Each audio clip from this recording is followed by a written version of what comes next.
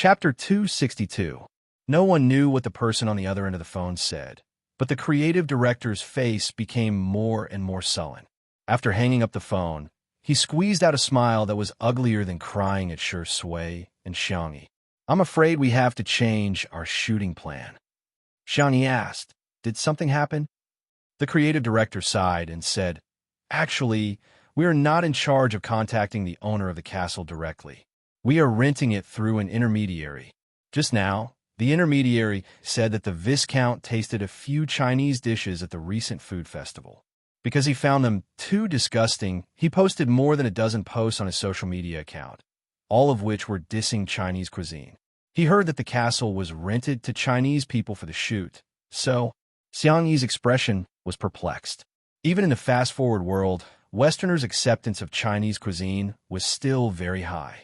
She asked curiously, "What food did he eat?" The creative director searched for the Viscount's social media account and showed it to Xiangyi. Xiangyi glanced at a few posts, raised her eyebrows, and said to Shui, "It seems that the Viscount is a gourmet." All the posts were related to food. The pictures were beautiful and the writing was good. When it came to delicious food, he would praise it to the heavens. He would use exaggerated rhetoric, such as God-given delicacies, God-kissed hands, and the gift of nature. He was a master of flattery. When it came to disgusting food, he would directly criticize it, such as, "It tastes as bad as smelly socks on a rainy day. It's so disgusting that the best dish today was lemonade. If he taught huskies how to cook, they would definitely be able to cook better than you," and other sarcastic remarks. It was precisely because he was not short of money that he could ensure absolute fairness. Moreover, he was a glutton with tricky tastes, so he had countless fans and was famous for being a gourmet. Many restaurants had a love-hate relationship with him. They loved that his casual praise could bring them great popularity, but they were also afraid that his criticism would cause the restaurant's business to plummet. Xiangyi scrolled to the comments he had made before, and her beautiful eyebrows furrowed. "These are most improved dishes, right?" Shui said, "It seems a little like dark cuisine." It was more than that. It was like the devil's cuisine. There were all kinds of strange and nondescript combinations. It was comparable to Chinese canteen dishes, such as fried meat with orange and lime, and fried chili with 5-kernel mooncakes. The creative director was like a frosted eggplant, listless and devoid of any fighting spirit. Suddenly, he heard Xiangyi ask in a gentle voice, "Can you contact this Viscount? I think we can try harder." The creative director smiled bitterly and said, "This is not something that can be achieved with hard work alone. Lord Viscount has an eccentric personality. Apart from top-notch delicacies, nothing else will work on him." Xiangyi said seriously, "I want to treat him to a taste of real Chinese cuisine." The creative director hesitated for a moment and asked, "Do you know any Michelin chefs? Then there might still be a chance." Xiangyi shook her head. "Although I don't know any Michelin chefs, I know a little about cooking." The creative director was greatly disappointed, but he didn't want to discourage this lovely Asian beauty. He could only fake a smile and say, "I could try to contact them." Shui found a clip of Two Under One Roof, which was a video of Xiangyi cooking and the delicious food at the end. Out of courtesy, the creative director clicked play. 5 minutes later, the creative director exclaimed, "Oh my God, it's so exciting. Watch it again. Let me watch it again." Chapter 263. After watching the video a few times, the creative director was completely stunned. He looked at Xiangyi with a blazing light in his eyes. If he used to look at Xiangyi with admiration for beautiful things, then now he was in awe. He was in awe. Even though he had never tasted the food she made, the process of cooking and the way she presented the food was simply a work of art. Languages and cultures might not be the same. However, human beings had a common pursuit of beauty. In other words, Xiangyi had not conquered him with the taste of the food, but with the appearance of the food. Xiangyi said, "I'll leave it to you to contact the Viscount then." The creative director patted his chest and said, "No problem, leave it to me." Even though he was the creative director of a top international magazine publisher, it still took him a lot of effort to get the Viscount's contact information. The creative director originally wanted to cut the 5-minute video a little shorter so that the Viscount could appreciate it more directly. However, no matter how he looked at it, be it frying, stewing, or roasting, using flower petals, sesame seeds, or even carving as decoration, every frame was incredibly beautiful. He gritted his teeth and decided not to cut it for even a second. He first exchanged a long, polite conversation with the Viscount before sending the video over and anxiously waiting for a reply. At a certain 2-star Michelin restaurant, the standards of a Michelin restaurant were divided into 1-star, 2-star, and 3-star. This restaurant was a 2-star restaurant last year, and business was booming. Although the head chef had fallen ill recently, and the sous chef had replaced him, some customers were dissatisfied. However, no one had expected the Viscount to come for a meal. The boss panicked and ordered the head chef to provide the best and freshest ingredients while he hurried to the wine cellar to get a bottle of good red wine. The appetizers, main dishes. The more the Viscount ate, the more sullen his face became.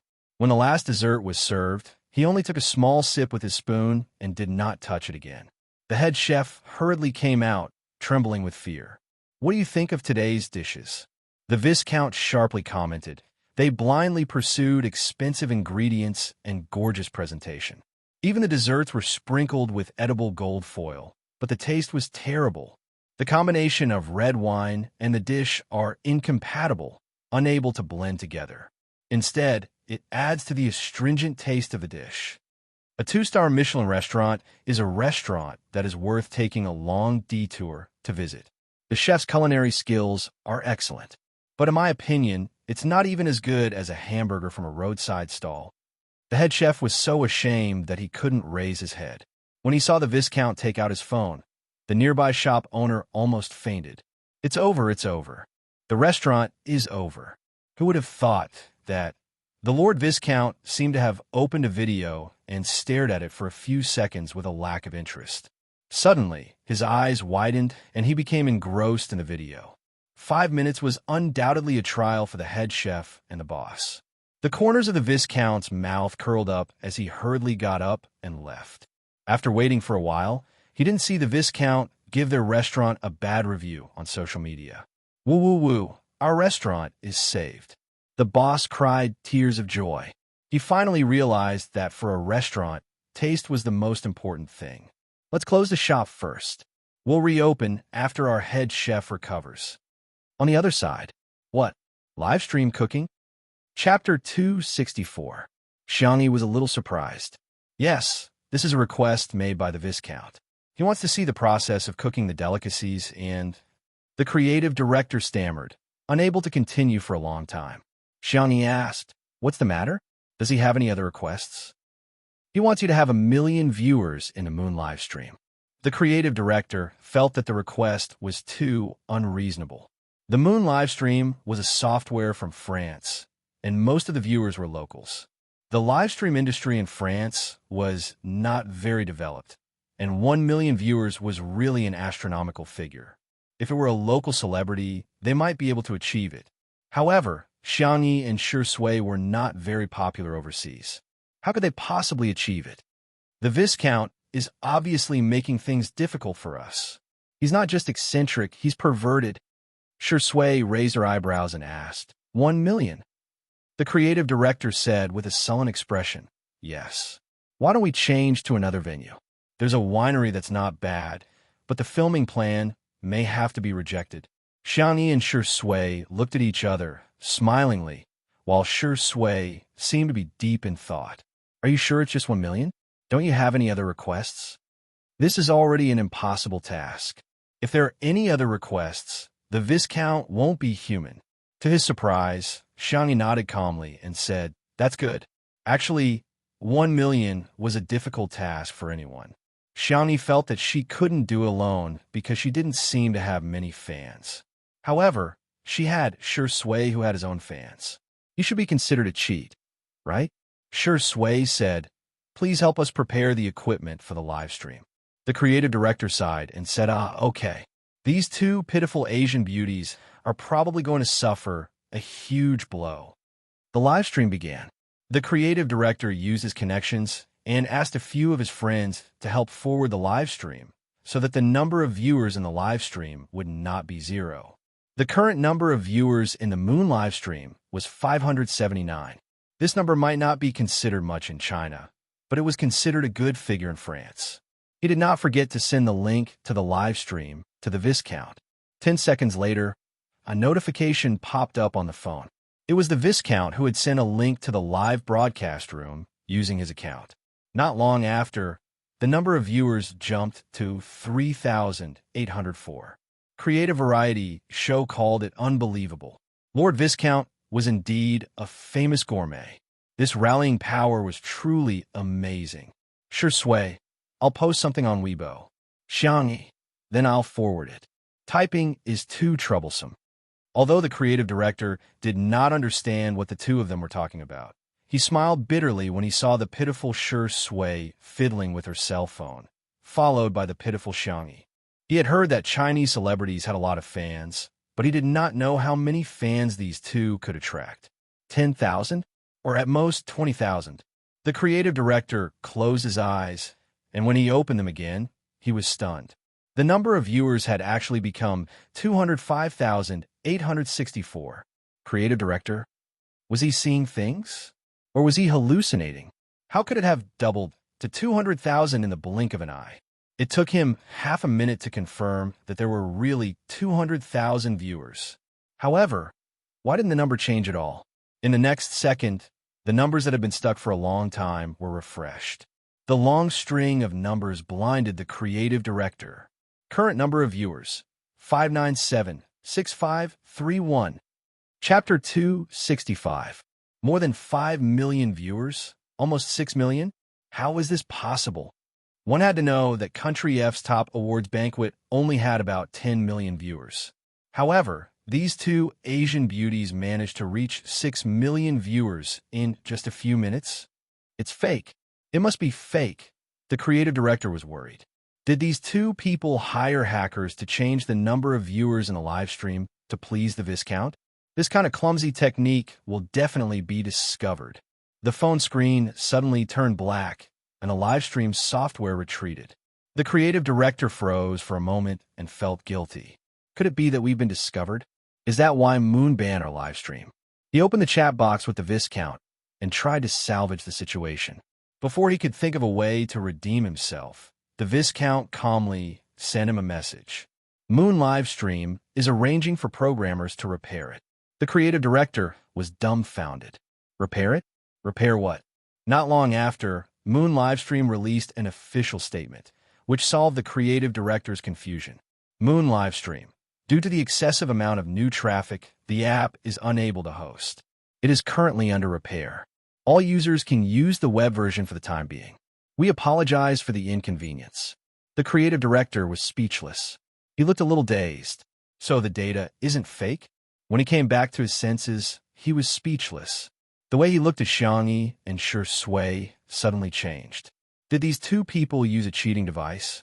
They just casually started a live stream, and they have so many fans. Unbeknownst to them, Sure Sui was indeed extremely popular, and Li Jianyu and Xiang Feng had also added fuel to the fire. When Li Jianyu reposted Sure Sui and Xiangyi's posts on the official Weibo account of Two Under One Roof, the fans of his show flooded in. Xiang Feng was even more direct. Xingqian Livestream had a strategic partnership with Moon Livestream, and as her uncle, how could he not support his niece? Hence, not only did Xingqian Livestream repost the post, but they also provided a link on their official Weibo account, which allowed them to jump directly to Moon Livestream's webpage. With the combined efforts of several parties, the traffic generated directly crashed Moon Livestream's app. Fortunately, the webpage was still passable, but it was a little laggy. The presidential suite was fully equipped. Xiangyi lowered her head to prepare the ingredients on the clean and spacious countertop. Sure Sui helped her with some simple tasks and chatted with her. She could be called the most dedicated streamer. Good afternoon. The man's smile was gentle and gentlemanly as he interacted with the audience in both languages. The comments in the live stream were flooding in quickly. Ah, Big Brother is so dedicated. You didn't forget to do live broadcasts, even when you're overseas. Did you get the resources for the Moon live stream? Our brother Sure Sui is really good at it. She's a superstar wherever she goes. Sister, you must have had a hard time descending to the mortal world today. She looks like a fairy in a floral dress. Ooh. Is this knife technique real? Awesome, awesome. Sister E, come to our hotel's kitchen and cut some dumplings. Ha ha ha. Are you serious about asking Sister E to cut chunks? There were also some curious comments from foreign netizens. Are they going to make Chinese cuisine? Oh, I hate Chinese food the most. It's very greasy and weird. I don't think any human would like it. Are they husband and wife? The two of them work very well together. They seem to be very loving. Under everyone's gazes, the beautiful girl calmly put the ingredients into the pot. The first dish, stir-fried spicy chicken. Chapter 266. After the oil was heated up, she added dried chili, pepper, scallion, ginger, and other ingredients to stir-fry. The seasonings were prepared by Xiangyi in China. She originally wanted to cook for Huixiang, but she didn't expect it to come in handy now. Chili was a seed cultivated by Little Rabbit Farm and the Agricultural Science Institute. Not only was it spicy, it was also very fragrant and was the best ingredient for stir-frying chili oil. The chicken had been prepared beforehand. It was cut into small pieces, sprinkled with starch and cooking wine to enhance the aroma, and added to the hot chili oil for stir-frying. Xiangyi simply tossed the ladle twice, but it attracted the amazement of the netizens watching the live stream. Is this Eastern cooking? Cool. Jesus, her slender body actually has so much strength? Oh, I feel like she has magic. Is this Eastern witchcraft? Why is my mouth salivating? Finally, she added dried chili, soy sauce, and sugar and stir-fried the chicken until it was fully cooked. The Viscount arrived at the hotel. Every time a dish was prepared, someone would deliver it to his table as quickly as possible. The second dish was Westlake fish in vinegar gravy. Since there was no grass carp, Xiangyi used a codfish that weighed about a caddy and a half. Westlake fish in vinegar gravy had extremely strict fire control requirements, and even professional chefs would fail sometimes. However, Xiangyi's expression was very calm, and it only took her a few minutes to cook the fish just right. The essence of this dish was the sweet and sour sauce, which was made with fish soup, white sugar, rice vinegar, soy sauce, and starch. It was then slowly poured over the fish and sprinkled with ginger for decoration. The third dish was Wincy tofu. Shredded shiitake mushrooms, winter bamboo shoots, and shredded ham were stewed in chicken soup. After boiling, the tofu that had been cut into fine shreds was added. It was a great test of knife skills. The fifth dish, Xiangyi was extremely fast at cooking, and she was able to prepare the best 2 or 3 dishes at the same time. The netizens were shocked at first, but later on, they went crazy. I'm so hungry, Sister E, stop. I've already gained a few pounds. Why did Xiangyi cook so many dishes today? The child in front of the screen is about to cry. Today's live stream smells so good. Ahem, it's so good. Sister Yi's cooking skills are amazing. Before watching a live stream, I'm not eating, I'm not hungry, I'm on a diet, I have no desire for food. After watching the live stream, F***, I'll open the dirty little software now. I've already made a bowl of instant noodles. The earlier you eat, the earlier you enjoy, got it? As for the overseas netizens, they were deeply shocked by the Oriental cuisine. It turned out that there were so many cooking methods. It turned out that ingredients could be used in such a way. It turned out that Oriental cuisine was so elegant and exquisite. Why does every dish look so delicious? Mysterious Oriental girl. Amazing Oriental cuisine. Did I eat fake Chinese cuisine before? It's completely different from what little elves do. Honey, are you willing to make me a dish? I'm willing to give up everything. When the girl lifted the lid of the last dish, steam rose from the casserole as a classic Chinese dish was simmering in the casserole. Buddha jumps over the wall. Abalone, sea cucumber, pork tendons, scallops, cuttlefish, and other sumptuous ingredients were gathered in a pot and simmered with stock and aged wine. The soup base was moist and thick, but not greasy. The ingredients were soft, tender, and warm. Through the screen, the rich aroma seemed to be wafting towards them and going straight to their hearts. Gulp! At this moment, regardless of country or region, Countless faces in front of the screen stared at the screen with their eyes wide open. Chapter 267. The Buddha jumps over the wall was served to the Viscount. At this moment, the number of viewers in the live stream had reached an astonishing 9 million. Okay, that's all for today's dishes. Xiangyi was about to take off her apron when she realized that the creative director and the staff were almost drooling. There was no other reason. It smelled so good. It smelled so good. Unlike the netizens who were watching the live stream, they had been overwhelmed by the visual and aroma of the dishes from beginning to end. What was crueler than seeing something but not being able to eat it was seeing and smelling it, but not being able to eat it. Xiangyi understood and said, "Wait a minute. I'll make something for everyone to eat." There were plenty of ingredients, and Xiangyi worked quickly. In the blink of an eye, she had already prepared several dishes and handmade noodles. After cooking them, she topped them with braised beef and vegetables. It was a simple yet appetizing meal. In the live stream, Master X's braised beef noodles. Come out and take a beating. Look at how much meat is in Sister Yi's bowl. I want to eat the main dish just now, and now I want to eat the home-cooked dishes too. She's indeed the god of cookery.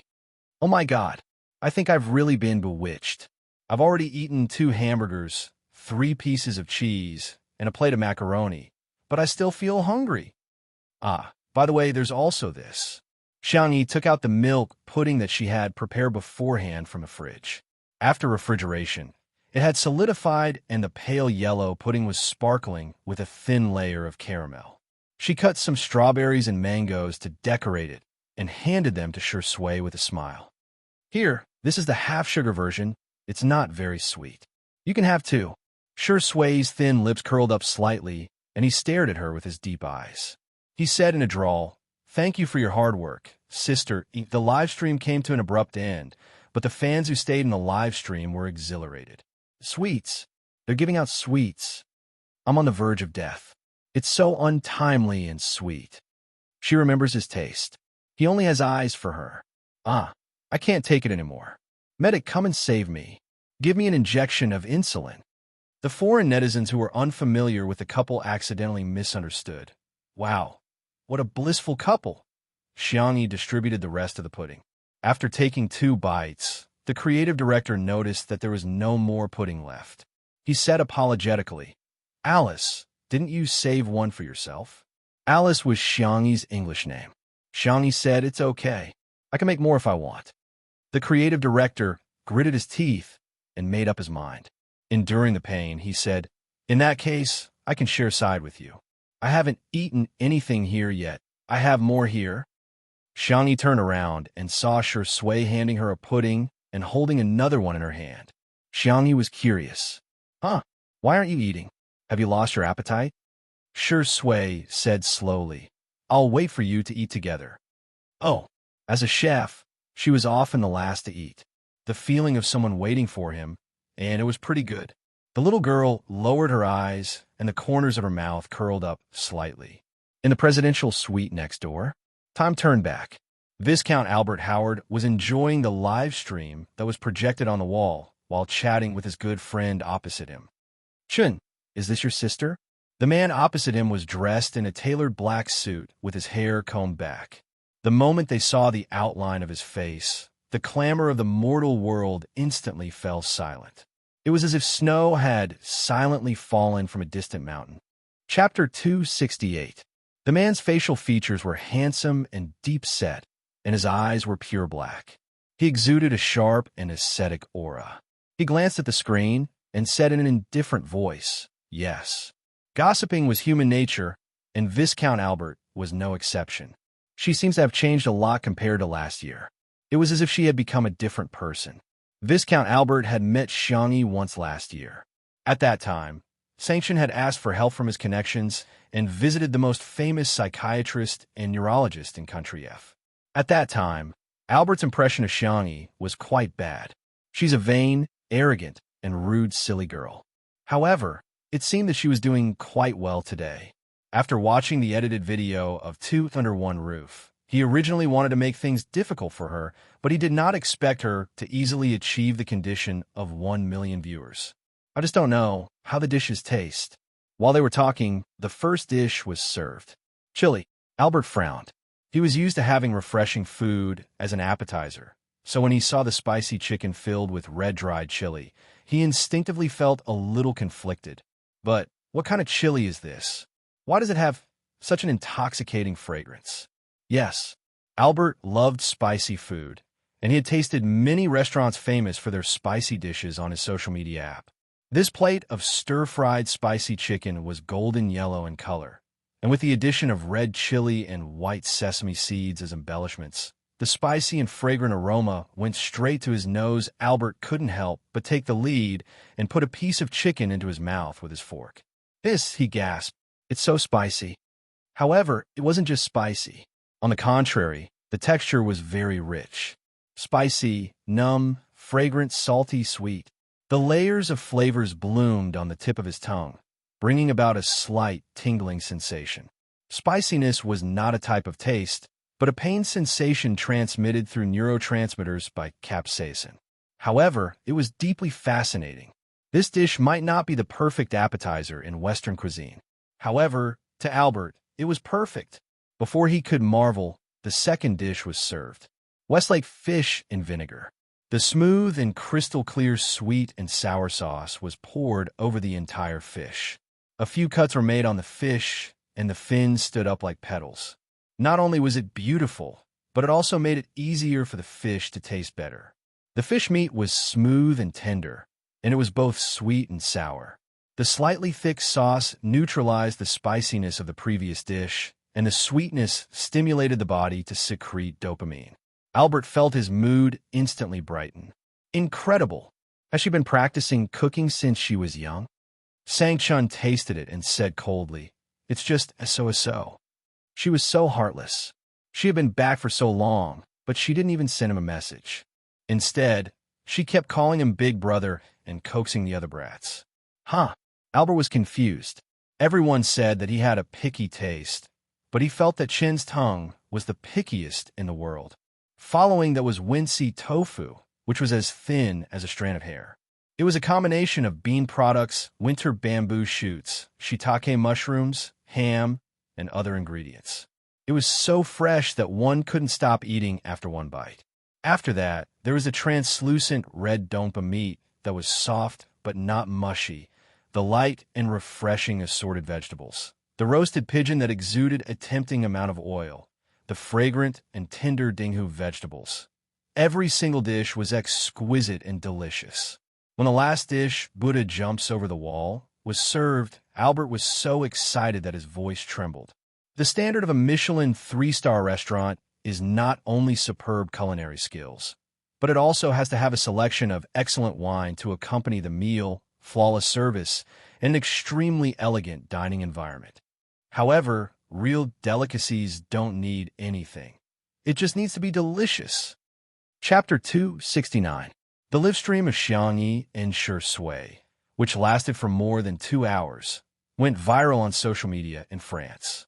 All the celebrities reposted it with all sorts of recommendations, such as cuisine from the mysterious East and "you can finish 10 hamburgers in 5 minutes." Those comments were forwarded to Weibo in China, which immediately caused a heated discussion. Damn, Shi Sui impressive. She's trending overseas. Come on, what does Xiangyi have to do with it? They're all fans of Shi Sui, aren't they? What did Shi Sui do? Didn't they just interact with each other for a while? Are you guys blind? Disgusting. Vase Fairy, please stop sucking our brother's blood. Doesn't your conscience hurt at all? Hee, of course it doesn't hurt, because she doesn't have a heart. I'm so confused. Do you really think Sister he doesn't have any fans? I'm sorry, I'm just targeting Sister E. I'm dying of laughter. They keep saying that Xiang Yi is just a vase, but I think Shi Sui is the biggest vase. Ugh, the CP fans are shivering. Why are they tearing each other apart? In fact, Shi Sui's fans and Xiangyi's fans had long disliked each other. However, Xiangyi's fans had always been relatively small in number. However, with the accumulation of popularity of two under one roof, the number of Xiangyi's fans had begun to take shape. Besides, Sister Shi Sui's fans, led by All Is Well year-round, had been instigating the fans to tear Xiangyi apart. Over time, Xiangyi's fans had accumulated a lot of resentment. This incident was the fuse that completely ignited the conflict between the two groups. Xiangyi's fans held their breaths and began tearing each other apart. They were not weak at all. After a few rounds of tearing each other apart, they were still standing firm, which was quite surprising. In the presidential suite, unlike Viscount Albert's fanaticism, Xiangchen only tasted a mouthful of all the dishes. His chiseled face was cold. He lowered his head to look at his wristwatch and said calmly, "I have an appointment with someone. I'll make a move first." Albert's cheeks were bulging as he looked at Chun Jin in disbelief. "Chen, how did you do it? How did you have such a strong immunity to these delicacies? Don't you think it's delicious?" Things like immunity, of course, she would get it after eating it a few more times. However, Sanction was too lazy to explain. His next business partner was very important. If Albert had not recognized Xiangyi in the video and insisted on having a taste with him, he would not have wasted his precious time. "Nothing can stop me from going to work," Sanction said coldly. "As a loafer, no, a viscount who inherited his family's honor and title." Albert felt offended. Sigh. Chen was good at everything, but he had no interest in life at all. Perhaps there was nothing in this world that he cared about apart from work. Chun Jin was tall and slender, and his shoulders made his suit look even straighter. His well-ironed black trousers wrapped around his long legs as he strode out of the suite. Buzz! His phone vibrated. He picked it up impatiently and glanced at it, only to see that there was a message notification on the screen. "Little bunny, can I treat you to a meal?" "Little bunny, my location." Xiang Chun stopped in his tracks. From his sleeves to his collar, he was meticulous and neat. He replied unhurriedly, "I'm not free." Huh, she didn't even call a brother. She's really grown up. Chapter 270. Next door, Xiangyi hesitated for a long time. She went from selecting emojis to typing and sending them out. After that, she hid her phone in the corner of the sofa and covered it with a pillow. Then, she ran to the side and tugged at the corner of her clothes. Sure Sui was amused by her behavior and teased, "Sister E, what are you doing?" Xiangyi said calmly, "Nothing, just exercising." It was as if she wasn't the one who was tugging at the corner of her clothes. Sure Sui said, "Your phone is vibrating." "Really?" Xiangyi walked to the side of the sofa and stopped. She carefully and hesitantly lifted the corner of the pillow. When she saw the notification on the screen that read, "You have received a message from Big Brother," her heart suddenly tightened and thumped wildly. She swore that she had never been so nervous before. "You don't dare to read it?" Sure Sui said with a half-smile. "How about I help you read it?" Xiangyi asked. "How much do you charge?" "I'll pay you on credit." The girl hesitated. Sure Sui picked up her phone and said, "Why don't you read it yourself?" Xiangyi took a few steps back and said, "I promise." A certain black-bellied actor who had succeeded in getting his way narrowed his eyes and glanced at the message in the chat box. The corners of his mouth lifted slightly. "TSK, another arrogant guy." "What did he say?" Xiangyi asked nervously. "He said he's busy." "I see." For some reason, she didn't dare to read the message. However, with Sure Sui reading it out for her, she didn't feel so scared anymore. Unexpectedly, Sure Sui changed the topic and said lazily, "However, he said that he's short of in-flight meals on the way back to China." Xiangyi was speechless. The girl's eyes lit up. "I can cook. Help me reply to him." Reading messages is one type of fee. Replying to messages is another type of fee. "Xiangyi, are you sure you want to upgrade the service?" His upturned, peach blossom eyes were smiling as he stared at the nervous girl. Xiangyi nodded and said, "Yes, I can." The next second, Sure Sui pressed down on the voice message. The sleeves of her sweater slid down, revealing a clear section of her wrist bones. Light blue veins protruded from her skin, making her look both aesthetic and sexy. "Big Brother, I will tell Sister E. Good luck with your work." Xiangyi blinked her long eyelashes, vaguely feeling that something was not quite right.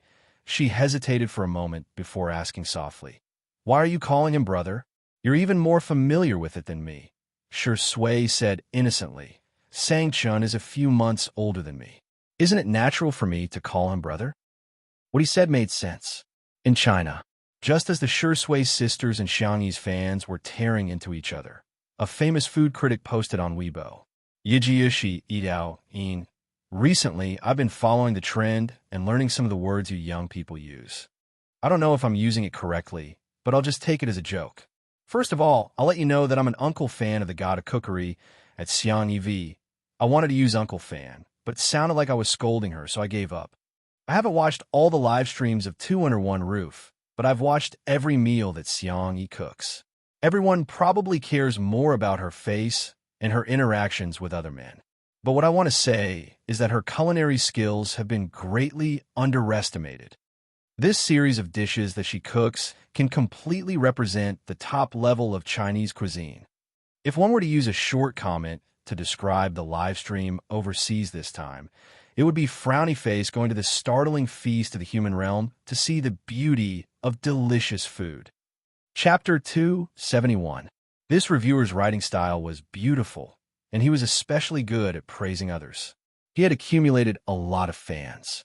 As soon as this Weibo post was posted, Xiang Yi's fans were elated. They liked it, shared it, and commented on it, increasing its popularity.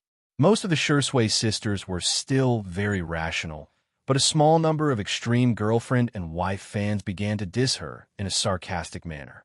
Reported, "Hee hee, I'll send you on your way. This is hilarious. Why would anyone believe such an obvious advertisement? How much money did you take from the vase fairy to be her bootlicker? Make a group of ghostwriters. We can all earn money together. What's the matter? Don't you have anything else to brag about? Come brag about your cooking skills. What's so great about being able to cook? I really don't know what's there to brag about." Eating and drinking probably didn't expect to be attacked as he typed a few question marks in the comment section. The onlookers immediately stepped in. Yo, yo, yo, he's anxious, he's anxious. Dumb people have dumb luck, but dumb people don't. Is there really someone who's a fan of the vase fairy? No way, no way. Just as eating and drinking's Weibo comment section was about to collapse, a certain online celebrity chef reposted his Weibo post, "Frowny face you eat kai, with choi kai v." From the perspective of chef, I really admire this little girl. The first dish, stir-fried spicy chicken, was a classic Sichuan dish. The balance of spiciness and fragrance was a big problem. The second dish, Westlake fish and vinegar, was another hurdle to control the heat. The third dish, Wincy tofu, was a test of knife skills that could dissuade countless amateur chefs. It could be said that every dish displayed at least one kind of top-notch cooking difficulty.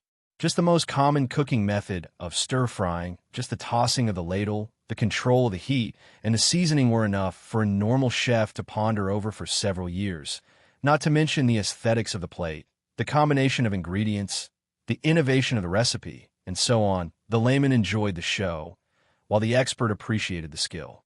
This little girl's cooking skills were not only top-notch, but among her peers, she was the highest ceiling that could be reached. Xiang Yi's fans, well said, well said. Plus drumsticks. Shui sisters. Why is there another whitewashing? How annoying. Until the official Weibo account of Huaxia Gourmet Weekly posted a highly rated post. Huaxia Gourmet Annual Magazine v. He is skillful and ingenious, presenting the Huaxia cuisine of frying, cooking, braising, stewing, and roasting. He is young and promising, promoting the traditional Huaxia cuisine culture. He is neither servile nor overbearing, showing an elegant demeanor that is as tranquil as water. Alike for our god of cooking, Xiang Yi. At first, there were people who mocked him. What the hell are you talking about? It's bullsh**. Official blogger, are you embarrassed? I feel embarrassed for you. You only have so few fans, yet you're willing to accept a whitewashing draft to make money. However, these people were soon slapped in the face. Wake up, this annual is more awesome than the Michelin Guide. Bullsh**. Do you know that this is the most authoritative food vein in our country? Let's put it this way. This is a magazine that is only published once a year. The restaurants and chefs selected on it symbolize the official recognition of the China Chefs Association. In an instant, the Shui sisters were dumbfounded. Is the vase fairy really that impressive? Xiang Yi's fans, on the other hand, were elated and exhilarated. Our sister E is so capable. My son is so outstanding. I can't help it. Some Sure Sway sisters, please have some self-respect. Just a second ago, you ignored Xiang Yi, but now, Xiang Yi is out of your league. Chapter 272. With the official stamp of approval, the Sure Sway sisters couldn't criticize her even if they wanted to. Instead, they were ridiculed by passers-by. Some fans were jumping up and down in anger, while others suddenly came to their senses. Ah, why are there so many people praising the vase fairy? Come to think of it, it seemed that probably this woman was quite outstanding. Many people turned from anti-fans to fans, and some even turned from anti-fans to fans of the couple on the spot. Country F. That's great. Viscount Albert has agreed to let us use the castle for the shoot. The creative director screamed excitedly. Sure Sway smiled and said, "Thank you for your hard work." Xiang Yi said gently, "I'm counting on you for tomorrow's shoot." Okay. I'll make the arrangements right away." The creative director left happily. Sure Sway's phone kept vibrating. He took it out and saw that it was another unknown number. He frowned and hung up the call. It seemed that the phone number had been leaked. He had no choice but to turn off his phone for the time being. In China, all is well year-round had changed more than 10 numbers, sending and calling Sure Sway frantically, but he didn't reply to any of them. Why wouldn't he reply to her? She liked him so much that she had spent a lot of money just to get his phone number. The woman's eyes were full of morbid paranoia. She changed the servant's phone and called him again. However, a sweet robotic female voice sounded from the other end of the phone. "Hello, the subscriber you have dialed has turned off his phone." Turn off his phone? How could he turn off his phone? All is well year-round grabbed her hair and screamed in agony. The next day, it often rained in a city, but today was a rare day of sunny weather. An ancient and majestic building stood halfway up the mountain. The extravagant and gorgeous glass inlaid windows and sculptures reflected mottled light and shadow. Sure Sway got out of the car first and opened the door for Xiang Yi like a gentleman. He was chatting with Xiang Yi in a low voice when he was suddenly interrupted by a voice. "Hey, Sure, stay away from my sister." Xiang Yi looked up in surprise and met the eyes of her third brother, Xiang Qi, who was not far away. Brother, Xiang Qi was dressed so fashionably that even supermodels would be ashamed of their inferiority. He walked towards Xiang Yi and pulled Xiang Yi behind him. He stared at Sure Sway warily and said, "You're not allowed to talk to my sister." Sure Sway blinked and looked at Xiang Yi innocently and pitifully. He lowered his eyes and said to Xiang Qi, "Okay, I got it." The moment a handsome, tall, and upright mature man showed a slight weakness. The lethality it brought was many times greater than that of a little puppy. Who could withstand this? As expected, Xiang Yi wavered. "Brother, you should be more polite to Sure Sway." Before Xiang Qi could answer, Sure Sway chuckled bitterly. "It's okay. I'm used to it." Xiang Qi. What the hell? Wasn't this person very arrogant before? He's not a good person. Xiang Qi was going crazy. Have you forgotten that he used to practice with Big Brother and bully us? Xiang Yi was confused. Did he? Xiang Qi suddenly realized that the two demons would occasionally bully his second brother, Xiang Li, and him and Xiang Yu. They would often bully his little uncle, Xiang Yu. However, they had never bullied Xiang Yi. Suddenly, Sure Sway tugged at Xiang Yi's sleeve and complained in a low voice. "Sister E, he said bad things about me. Xiang Qi. Why do you have two faces?" Chapter 273. However, Xiang Qi felt that his sister wouldn't fall into such a simple trap. His gaze towards Sure Sway was full of provocation. Naive. Do you think my sister will believe you?" Unexpectedly, "Brother, Sure Sway is a very nice person. You should get along well with him, okay?" The girl looked up at him with clear and calm eyes, and her tone was quite sincere. Xiang Qi was speechless. "Can't you tell that he's pretending?" Xiang Qi was going crazy and pushed Sure Sway. "If you don't believe me, you can see when he was young, he had provoked Sure Sway and was beaten to the point where he had to climb up a tree to escape, crying his eyes out. However, this time, Sure Sway stumbled and staggered backward before barely regaining his balance. He pursed his thin lips and looked even more aggrieved. Sister E, look, he even pushed me, brother. The girl looked fierce. How could you do that? Xiangqi was speechless. Didn't I just King push you a little bit? Do you have to be so weak? Shui blinked with an innocent look on his face. Xiangqi was so angry that he lost the ability to organize his words. I, he, you, ah. The men's makeup and hair were done quickly, so they filmed Shui's solo scenes first. Xiangyi was in the dressing room when she vaguely heard screams coming from outside. Xiangqi, who was holding a needle and thread and making the final edits to his sister's dress, sneered. He's a womanizer who attracts bees and butterflies. He's not a decent man. Xiangyi said, Brother, you're biased against Shui. Xiangqi glared at her. Aren't you the one who thinks he's born with a seductive face? I think he's the reincarnation of a male vixen. In short, in the eyes of Xiangqi, the current Shui could be equated with a dogman. He's not a vixen. Xiangyi defended Shui in a low voice. After Xiangyi was done, she was stunned by Shui's beauty at first sight. The shooting was in progress. The long table covered with a white tablecloth was filled with sumptuous food. The candles on the gorgeous candlesticks were burning, and the dim lighting cast a heavy and depressing atmosphere. However, it couldn't hide the man's presence at the end of the long table. Shui was dressed in a retro black suit, and his tie was meticulously tied. The man's skin was cold and pale, and his eyebrows and eyes were even more profound after the light makeup. There was a small red rose drawn under the end of his right eye, adding a touch of seductive charm. His performance in the camera was superb. It was like a vivid movie that pulled people into the story. From being a serious gentleman to the casual devilishness he exuded when he loosened his tie with one hand, to taking out a rose from the vase and casually biting off the petals one by one. His pale, thin lips were stained with pink juice. A strong impact hit them in the face. The photographer's hand didn't stop pressing the shutter, and he kept taking pictures. Amazing. It was incredible. This was the most outstanding Asian man he had photographed in all these years. However, when Shui inadvertently saw Xiangyi in the corner, his expression suddenly changed.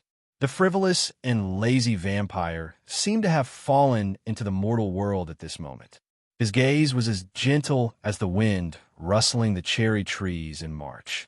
He seemed to have realized that he had lost his composure. He lowered his head slightly and looked down, but the corners of his lips unconsciously curled up. Xiangyi, third brother, seemed to be right. Shui was quite a vixen. Chapter 274. The cameraman managed to capture the scene in time.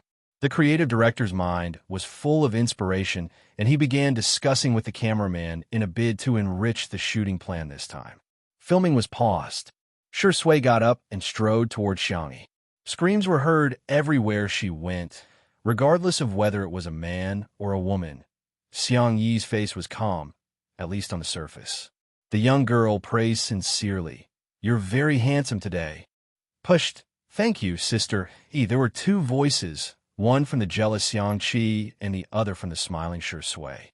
Xiangqi removed his sunglasses and wanted to dish Shui. However, even with his experience as a top designer, he found that Shui's outfit was impeccable. He gritted his teeth and said, She's all right. She looks decent. Shui would automatically turn on her hearing whenever Xiangyi was around. She completely ignored Xiangqi's words and fixed her gaze on Xiangyi. She chuckled seductively and said, Sister E, it must have been hard on you for descending to the mortal world today. In order to accentuate the contrast, Xiangyi's dress was not only gorgeous, but was also a bright creamy yellow color with white lace elements. Every lace was sewn on by Xiangqi himself, making it look even more beautiful than the princess dresses in cartoons. The retro, square-necked dress accentuated her slender waist and exquisite collarbone. Her makeup was clean and clear, and the color of her lip gloss complemented the rose at the end of Shui's eyes. She was full of vitality and elegance. Xiangqi humphed and exclaimed, You don't have to praise my sister, too. Xiangyi responded with a smile, as if there was nothing unusual about her. However, her heart suddenly skipped a beat. Sure Sui looks even more vixen when she smiles. Sure Sui's solo shoot was completed with amazing efficiency. The final product was perfect, and the creative director and the others were full of praises for it. After his segment ended, it was Xiangyi's turn. According to the shooting plan, Xiangyi was going to shoot an outdoor scene in the rose garden of the castle. However, the photographer changed his mind at the last minute. Let's go to the forest behind the castle. I heard that deer often appear there. The effect will be great if we can capture it on camera. Xiangyi cooperated with him in a good mood. However, when they arrived at the forest, the photographer's attitude was perfunctory. After taking a few photos, he began to question Xiangyi. Your movements are too stiff. Do you even know how to pose? Oh, that's not the effect I wanted at all. Xiangyi frowned and asked to take a look at the photos, but she was flatly rejected. You are not qualified. After struggling for more than half an hour, the staff were all exhausted. It was inevitable that they would look at Xiangyi with dissatisfaction. Although they felt that there was nothing wrong with Xiangyi's gaze and pose, Steve was a professional photographer. Hence, there must be something wrong with Xiangyi. Steve continuously complained, but when he saw Xiangyi coming over, he immediately shut up. He pretended to take a few photos and said, "Okay, let's take a break." The staff members felt as if they had been granted amnesty. Xiangyi handed his sister a glass of water and even carefully inserted a straw into it. Why did you take so long? Xiangyi was a little embarrassed. Maybe I'm holding them back. I heard that the final product is not very good. Xiangyi frowned. Don't think too much. Maybe the photographer's skills are not good enough. Steve, who was at the side, looked at the photos just now guiltily. If he hadn't received money from Hades' competitor, he wouldn't have deliberately taken such a poor shot. It's a pity that this little Asian beauty has such a great sense of camera. Chapter 275. However, he had already thought of a way to shift the blame, so Steve didn't panic at all. The shoot continued. This time, with Xiangyi watching from the side, Steve didn't dare to complain, but he chose another method, silence. With a sullen face, he didn't give Xiangyi any hints apart from opening the door. The atmosphere became more and more suffocating and unbearable. During the second break, the crew was really exhausted. If they were tired, it would be fine if they could get some results. However, they were so tired that they couldn't even look at the photos. This kind of tiredness was meaningless. Some people couldn't help but complain on social media. Coincidentally, international surfers saw this post and reposted it back to China. Sheng sheng buluo guo buluo, buluo buluo, buluo buluo. I found a smooth account of fashion magazine staff member of MYSDYLE. Her performance is terrible. After working for half a day, there isn't a single photo that can be seen. The photographer wanted to shoot deer, but when she went into the forest, not a single deer showed up. I think she's a cursed girl. Let's be honest. Not only is Xiangyi unlucky, she's also a fashion black hole, right? As soon as this Weibo post was posted, someone immediately retorted, Sister E is a fashion black hole? Come on, her red carpet appearance at Tomato Entertainment's annual gala was perfect. People call her a vase fairy every day, which actually means that her looks are really good. There were also people who gloated, looks don't equal temperament. Some people are just nouveau riche no matter how much they promote themselves. For an international fashion magazine like MYSDYLE, what they want is a sense of high-end fashion expression, okay? Not everyone has that. With the attention of passers-by, this Weibo post slowly became popular. When the Shui sisters saw it, they couldn't help but criticize it again. It wasn't easy to find something to criticize, so of course, they couldn't miss it. At the castle, Viscount Albert invited a guest to dinner. It was the editor-in-chief of MYSDYLE, Miss Sophia. He had been pursuing Sophia recently. After the two exchanged pleasantries, he tried to invite Sophia to go hunting together. Although we haven't seen deer in recent years, we can still hunt pheasants or rabbits. If you're interested, we can go on horseback. Sophia smiled and turned him down. She took off her plain, wide-brimmed hat and asked the creative director about the progress of the shoot. This is Sui's solo photo. The creative director showed the photo to Sophia on the computer. The photo had not been edited, but it was stunning enough. Sophia nodded her head in satisfaction. She had a feeling that this issue of the magazine would sell well. Where's Alice's picture? She and Hades were good friends. This time, the double magazine cover was also a favor to Hades. She knew that Xiangqi and Xiangyi were siblings. The photos haven't been sent over yet. Actually, some of the photos have been uploaded, but none of them were presentable.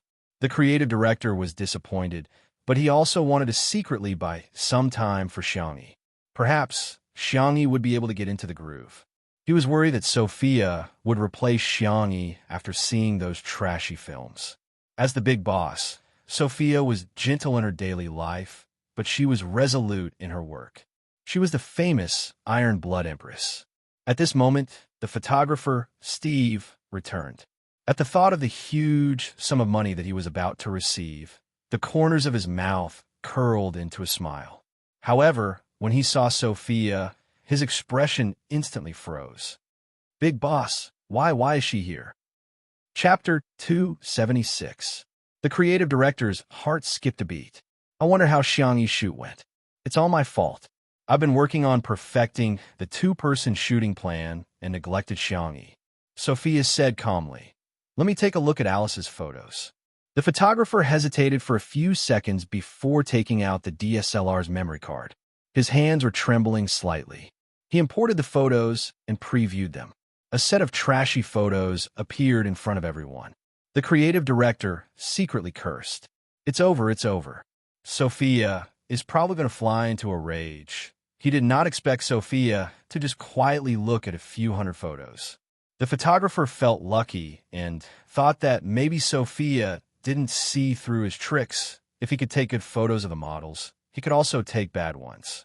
It wasn't the first time he had used this trick, so he was very skilled.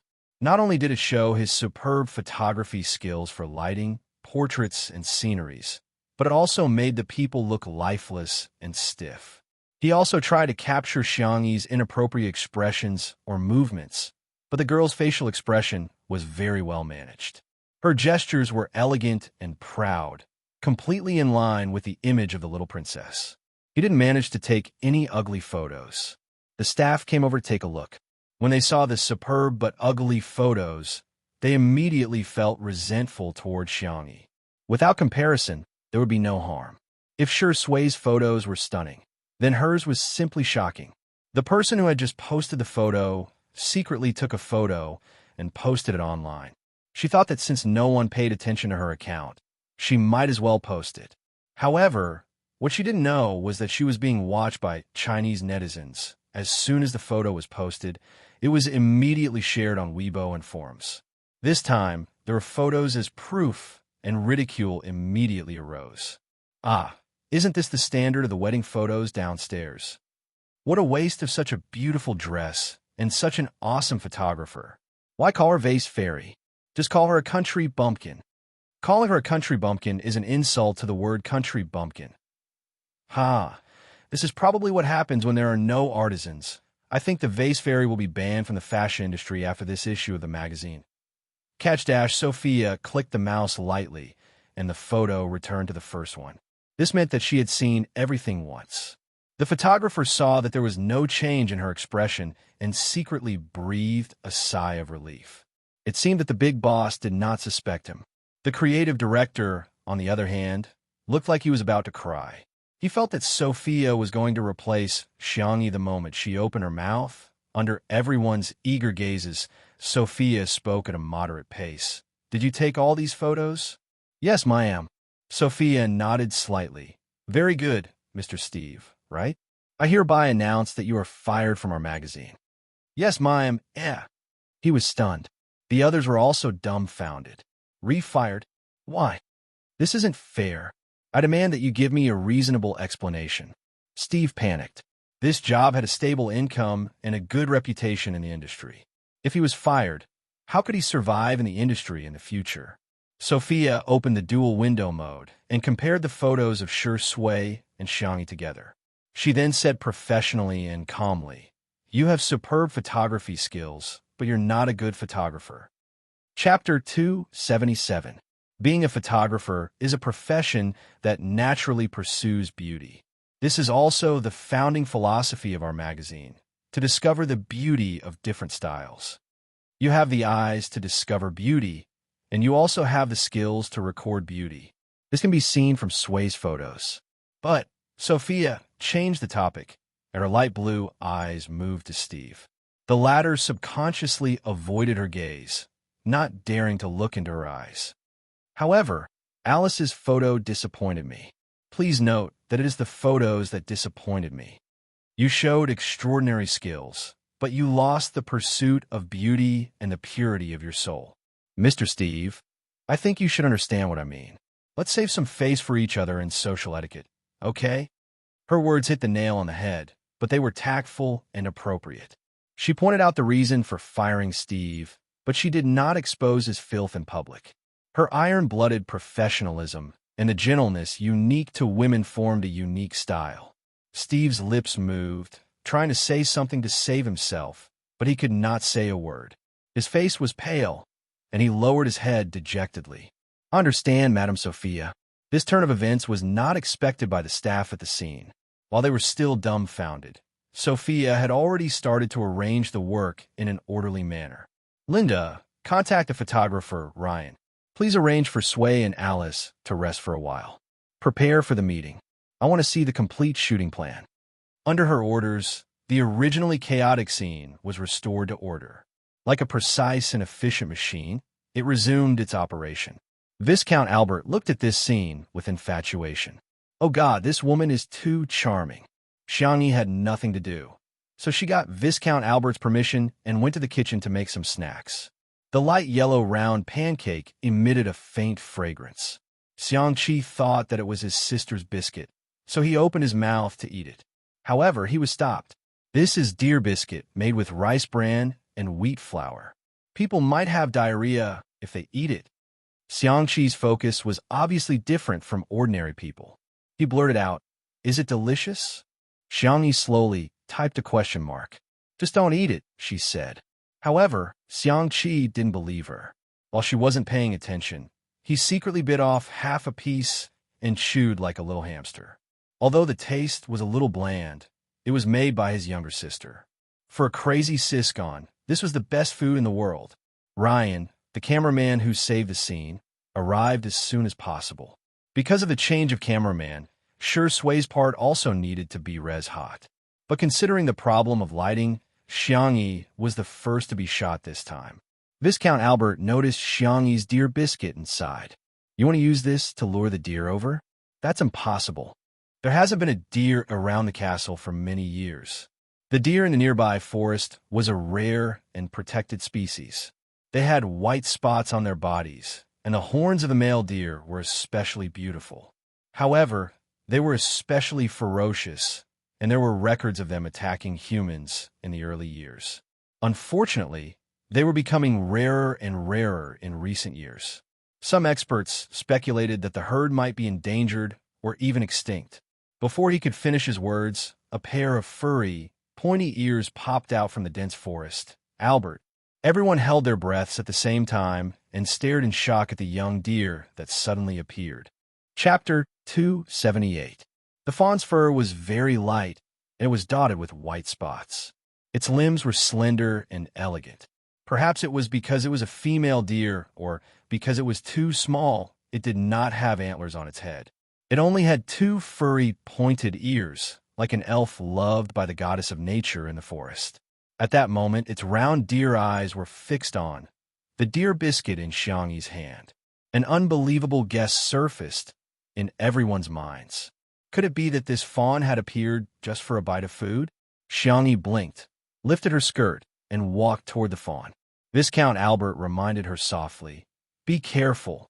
This breed of deer is very ferocious."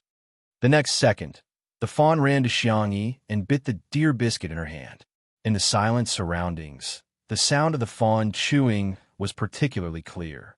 As the fawn ate, it took the initiative to rub against Xiangyi's palm. Xiangyi was slightly stunned. Then, she laughed and gently rubbed its little head. The fawn closed its eyes comfortably, as if it had reached the peak of its life. Everyone was speechless.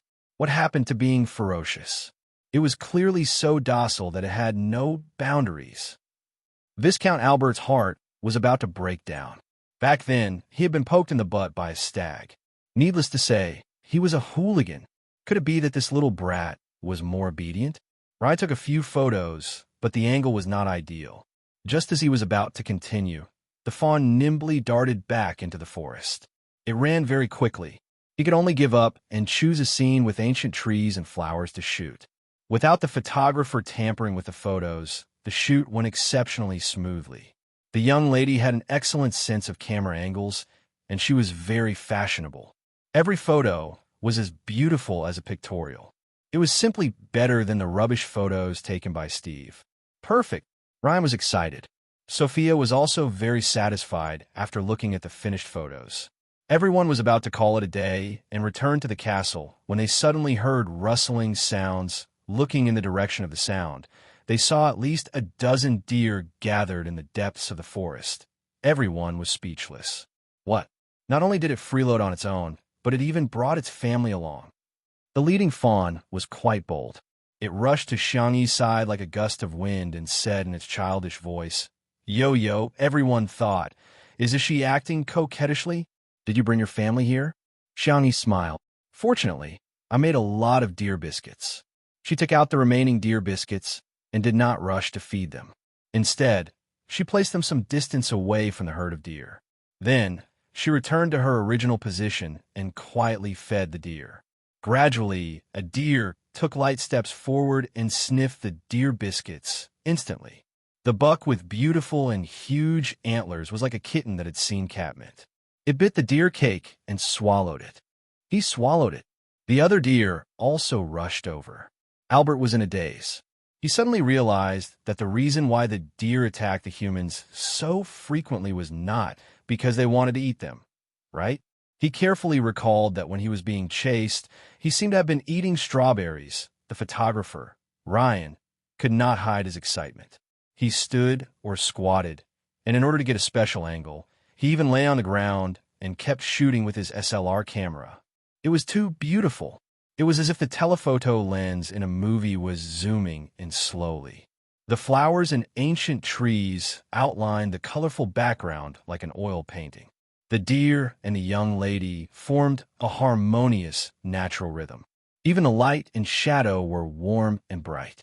The towering castle in the distance was reduced to a foil. All the beautiful scenery in the world could not compare to this moment. Chapter 279. All the beautiful moments were captured by the photographer's camera and turned into eternity.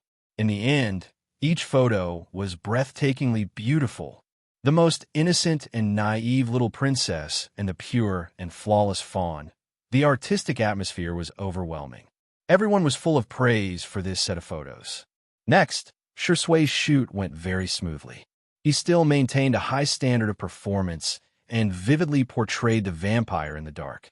Then, it was time for the highlight of the day, the two-person shoot. Sophia and the two of them talked about the shooting plan again.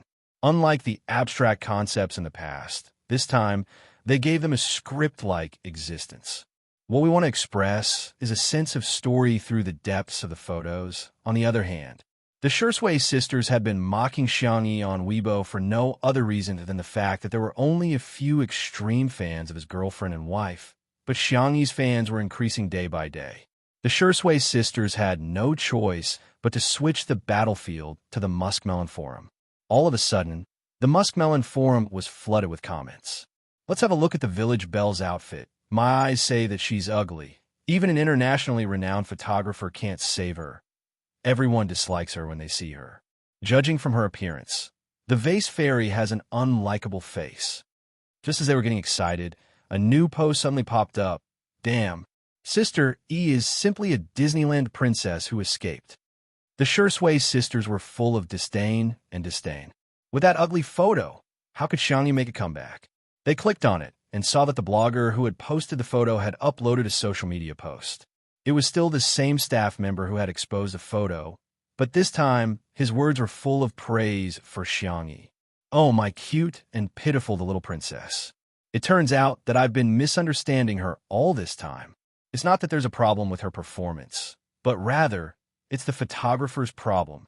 Moreover, she made a kind of food called lubbing, which actually attracted a herd of deer that hadn't appeared for many years. Oh my God, is this the mysterious magic of the East?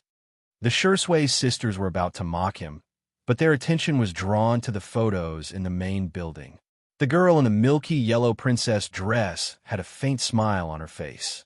Her eyes were as clear as water as she gently stroked the deer's head. Not far away, a herd of deer gathered. The photographer captured the scene very cleverly, as if the forest elves were listening to the witch's call and offering their blessings to the little princess in the castle. The scene was so lively that it was like a scene from a fairy tale movie. Shursway sisters. Was this the vase fairy? He zoomed in and took a closer look. F***CK. It really is. The passers-by were also dumbfounded. Weren't they all mocking Xiangyi for having no temperament? You call this lack of temperament? Are all of you blind?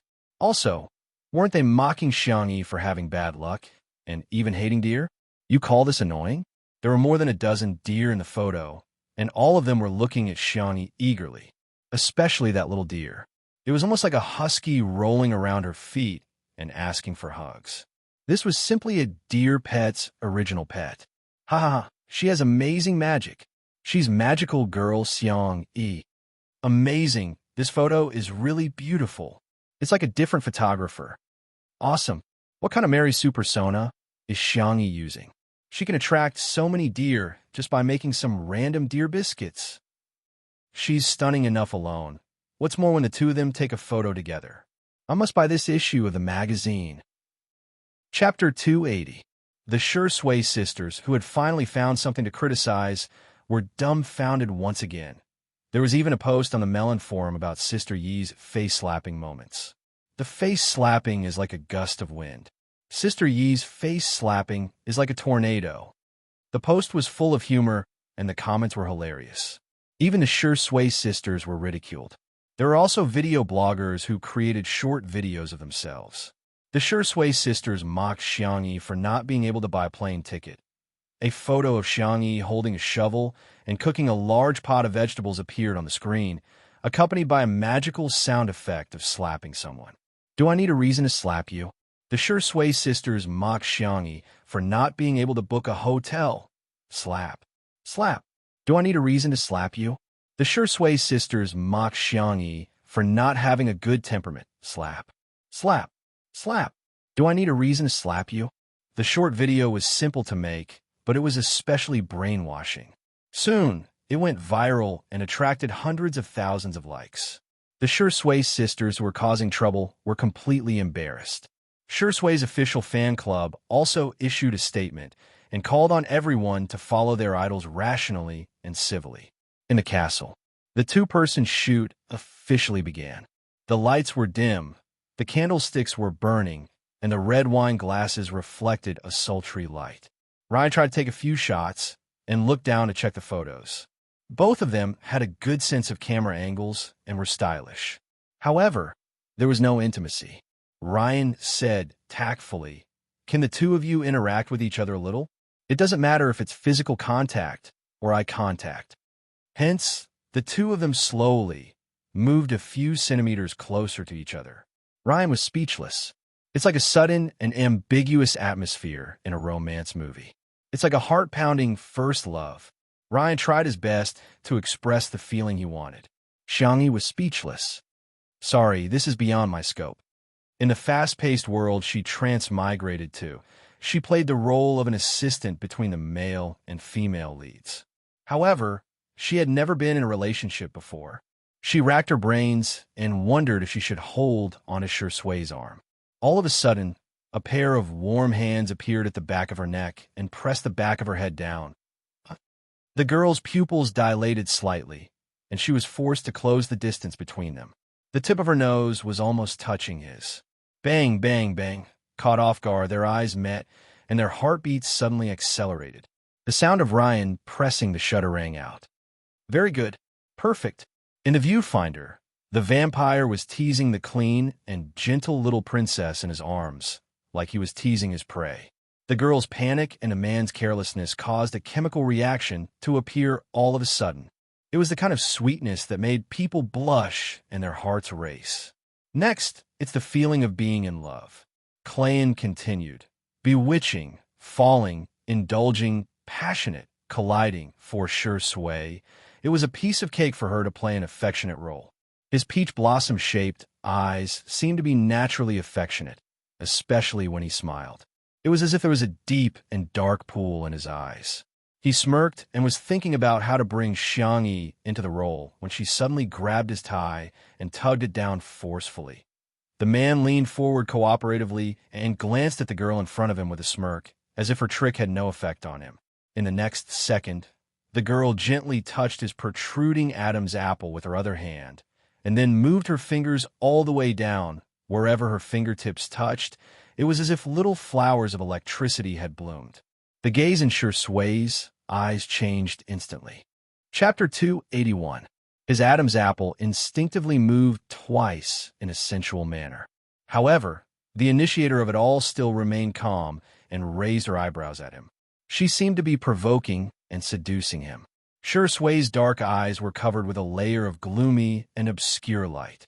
He licked the corners of his lips, and the smile in his eyes spread wide, making him look extremely bewitching and devilish.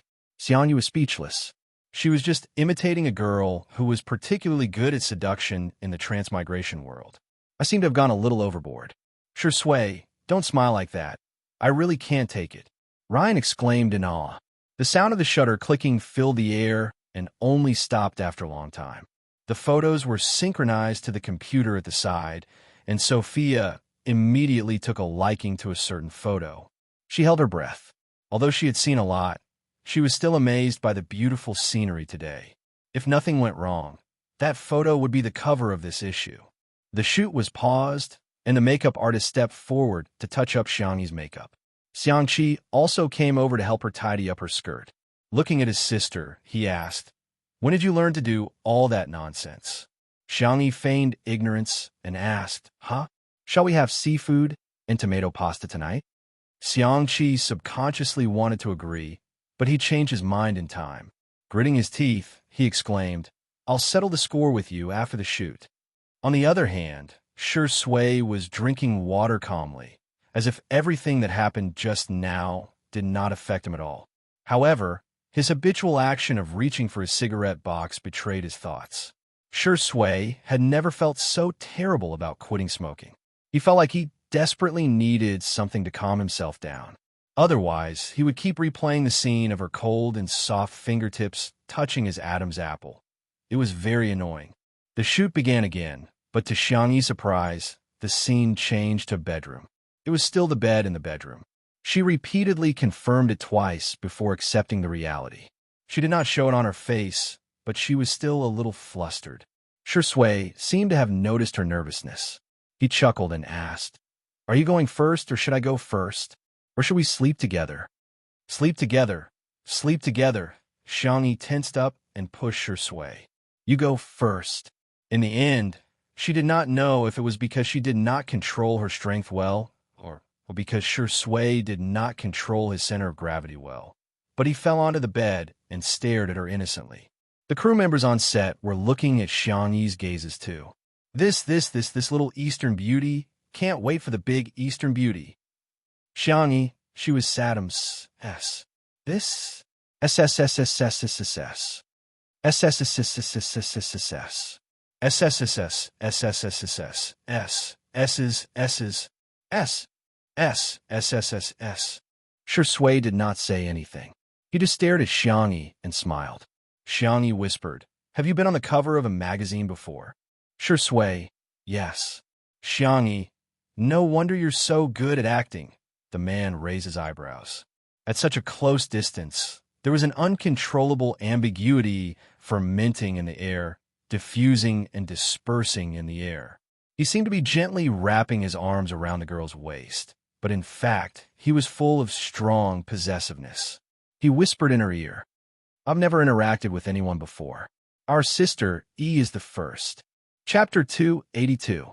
Shui seemed to have said something, but Xiangyi's mind was blank, and she didn't hear it clearly. She only remembered that his breath was hot. Unbeknownst to her, this scene was extremely beautiful in the viewfinder of Ryan's camera. The little princess, who was in love, was confused and helpless. Her eyes were blank. The vampire, who had finally succeeded, had a strong sense of aggression and danger in his eyes. She was in a mess, but obsessed. She was drowning, but unwilling to struggle. Redemption? Sorry, there's no need. Please follow me and fall into darkness together. The last set of scenes was full of symbolic meaning. The little princess was standing by the window. Behind her was the vampire who was holding her waist and restraining her. The man's lips were only half an inch away from her fair neck, but he hesitated and didn't bite down. The next second, the little princess raised her hand and closed the window. The last trace of light in the castle disappeared. Everything was shrouded in darkness, as if time had been sealed and the past had been locked. However, in the retro carved mirror, there was a reflection of their interlocked hands. Okay, that's it. Ryan announced the end of the shoot. Only then did the crew wake up from their daze. It turned out that they had unknowingly been substituted into the story. This story wasn't exactly a fairy tale love story. On the contrary, it was a little dark, but it was more shocking and memorable. Ryan and the others went to watch the film. Xiangyi stood rooted to the ground and didn't come back to her senses. It wasn't until Shui flicked her forehead that Xiangyi looked up slowly. Shui said calmly, "It's just a story." Xiangyi, yeah. She was just in a trance for a moment. Were the lives she saw when she was traveling through worlds real or illusory? Were they just insignificant stories? Xiangyi. Shui suddenly called her full name. He didn't use his usual teasing tone. Instead, he said in a gentle and serious tone, "You are you, not someone else. Nothing can erase your existence." Existence. The girl subconsciously placed her palm on his chest. A deep and powerful heartbeat. She breathed a sigh of relief and finally pulled away from those chaotic thoughts. The next second, Shui clicked her tongue and said in a drawling tone, "Are you taking advantage of your brother so blatantly now?" Xiangyi, "No, I didn't." Shui, "Don't spout nonsense." She quickly retracted her hand, her expression especially indifferent and calm. "My hand is dirty. Let me wipe it." Shui raised his eyebrows. "Then where are you going to wipe your dirty hands next time?" He said lazily, as if he was coaxing a child. "Can you give me a notice in advance? After all, I'm already so old, and I can't stand your torment." Xiangyi, "Ahem, okay." The girl lifted her skirt and fled in a sorry state. Due to Viscount Albert's warm invitation, Xiangyi and the others stayed at the castle for the night. When it was almost time for dinner, Albert arrived at the dining room as if nothing had happened. He thought that he was the first to arrive, but to his surprise, Shui, Xiangqi, Sophia, and the others were all there. Albert was speechless. "Sorry, I lost." Everyone discussed various topics such as finance, art, red wine, and so on. By the time the maid served the dishes that Xiangyi had cooked, all the topics came to an abrupt end. Albert immediately laid out a white tablecloth for Miss Sophia and himself, and prepared for the meal. He turned around, only to discover that Xiangqi was calmly taking out of his large bag. He took out an oversized bowl. Albert was dumbfounded. "Damn it, that works too?" Chapter 283. Sensing everyone's surprised gazes, Xiangqi said seriously, "When it comes to hygiene, start with preparing your own utensils." Everyone, as if I'll believe you. But soon, everyone's attention was attracted by the food on the table. There was a chef in the castle, and Xiangyi thought that not everyone would like her cooking, so she made two simple dishes, a beef patty and a fried mushroom. The beef patty was made from beef tenderloin, which was marinated slightly before frying in a pan. The heat was controlled just right, and it could be dipped in black pepper sauce or tomato sauce, according to one's taste. The fried mushroom was made from fresh mushrooms picked in the afternoon, mixed with flour, egg, and other ingredients and fried. It was then rolled in a circle of chili powder, cumin, and other condiments that the girl had brought from China. The aroma was overflowing, and it went straight into everyone's nostrils. Albert felt that he was a devout believer. In the past, when he ate with others, he would lead them in praying. But today, he recited the prayers very quickly, and then announced that it was time to eat. The beef patty was exquisitely made, and Albert bit off half of it in one bite. The juices of the meat filling splattered, and it bloomed beautifully on his taste buds. Albert's gaze drifted. Was this heaven? How could there be such delicious food? Miss Sophia was interested in the fried mushroom. She carefully forked a small piece with her fork and took a bite. The fried mushroom had a crispy outer layer, but the mushroom inside was fresh and tender. The combination of the three flavors of egg, flour, and mushroom formed a rich and complex texture. She felt that she could use an article to describe this wonderful feeling. As for Xiangqi, he liked to eat noodles, so Xiangyi scooped a bowl of seafood and tomato pasta for him. Then, she added a circle of fried mushrooms and a circle of sliced beef patties, forming a unique big bowl of seafood pasta with rice. As he ate, he glanced provocatively at Shi Sui. My sister only scooped rice for me. Shi Sui's expression didn't change. There was nothing wrong with his dining etiquette, and he was elegant and noble. When he was almost done eating, he wiped the corners of his mouth with a snow-white napkin and suddenly said, "Sister E, have you thought about what to make for Big Brother's in-flight meal?" Upon hearing the word Big Brother, Xiangqi instinctively sat up straight, even forgetting to chew the pasta at the corner of his mouth. Xiangyi nodded. "Yes, I'll make Big Brother's favorite dishes." She tilted her head and looked at Xiangqi. "Big Brother, do you want to accompany me? Let's go home and see Grandpa." Regardless of whether it was to accompany his sister or visit his grandfather, he was very happy with these two options. However, with the addition of the option of going with his elder brother, this question instantly became a question of death. "Sister, you're not a kid anymore. You're a big friend now." Xiangqi acted like a big brother and said in a dignified manner, "Can you be a little more mature? Do you need me to accompany you on the plane?" Oh, Shi Sui smiled. "It's okay. I'll accompany you, Xiangqi." Motherf asterisk her. However, he couldn't do anything to Shi Sui. He was afraid of his big brother, but Shi Sui wasn't afraid at all. Albert's Chinese wasn't very good, and he tried to join Xiangyi and the other two's group chat. He was very confused. "It's fine to bring a big bowl, but do you have to bring a big pot?" Xiangqi took advantage of his big brother's absence to reveal his dark history. "When my family went camping, my big brother brought a big pot. But," he paused and said in a sorrowful tone, "I had to carry it for him the whole time. Asterisk something came up today, and it was too late to go home. Underscore, smiley face, angle. Underscore, let me tell you in advance." Chapter 284. At the same time, Logic Esports base. The training room was brightly lit, and the sound of the keyboard and mouse could be heard.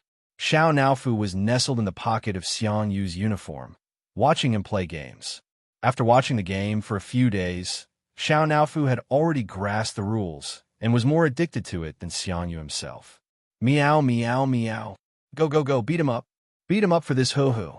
In Xiang Yu's ears, Xiao Naofu's cries were simply the most beautiful sound in the world. The sniper in the game ended the battle with a clean shot and found a cover to hide behind. He freed his hand to cover Xiao Naofu's eyes and coaxed softly, "Be good. A cute kitten like Xiao Naofu can't watch these fights." "Xiao Naofu. No, let this hoo-hoo watch. This hoo-hoo wants esports too." Creak. The door was pushed open. It was Captain Wander, who had just returned from drawing the lot. He sighed and said apologetically, "I'm sorry, my luck isn't good. We'll be facing Team ICE in the next match." This year's Lonely Glory World Connections main venue was in Nanjing. Team Logic was one of the two Chinese teams in the top 36 and had high hopes for them in the domestic esports circle. However, Team ICE was a seeded team and had made it to the top 3 in the World League last year. Team Logic had to face such a strong team in the first round and suffered a crushing defeat. The atmosphere in the team was inevitably a little heavy. At this moment, a woo! Xiao Naofu pushed Xiang Yu's hand away and jumped onto the keyboard aggressively. Its soft, meaty paws smashed onto the attack button. With a bang, the sniper in the game fired and hit the enemy, who was about to launch a sneak attack. Everyone in the team, Hu wanted to fight again, but he was picked up by Wander. The young man's eyes were filled with tears. This is a miracle. It must be a miracle. God is encouraging us. Everyone, cheer up, let's go. For a moment, the little cub seemed to have been injected with chicken blood. Go, go, go. Only Xiao Naofu was struggling desperately. Let go of me. This Hu can still fight. On the other side, Research Institute, Director's Office. Why can a cripple like Xiangli apply for so much funding? Could his hands be used for experiments? He's clearly a dog in a manger. A middle-aged man complained in dissatisfaction. The director tried to appease the middle-aged man, but the middle-aged man continued to push his luck. How about this? We'll keep Xiang Li's original team, and I'll join them to guide them. As for Xiang Li, we'll kick him out. He's no longer of any value to our research institute. The director slowly typed out a question mark. Even though Xiang Li was injured, he still managed to come up with a lot of new drugs and published a few core research papers. This was enough to prove Xiang Li's research ability. On the other hand, if you're capable or not, you only know how to bootlick. Where did you get the face to say that you want to kick Xiang Li out? The director pulled a long face. First of all, Professor Xiang Li's hand will recover soon. Secondly, Professor Xiang Li has discovered an extract from seaweed. His research has made great progress. No matter who they replace, they will never replace Professor Xiang Li.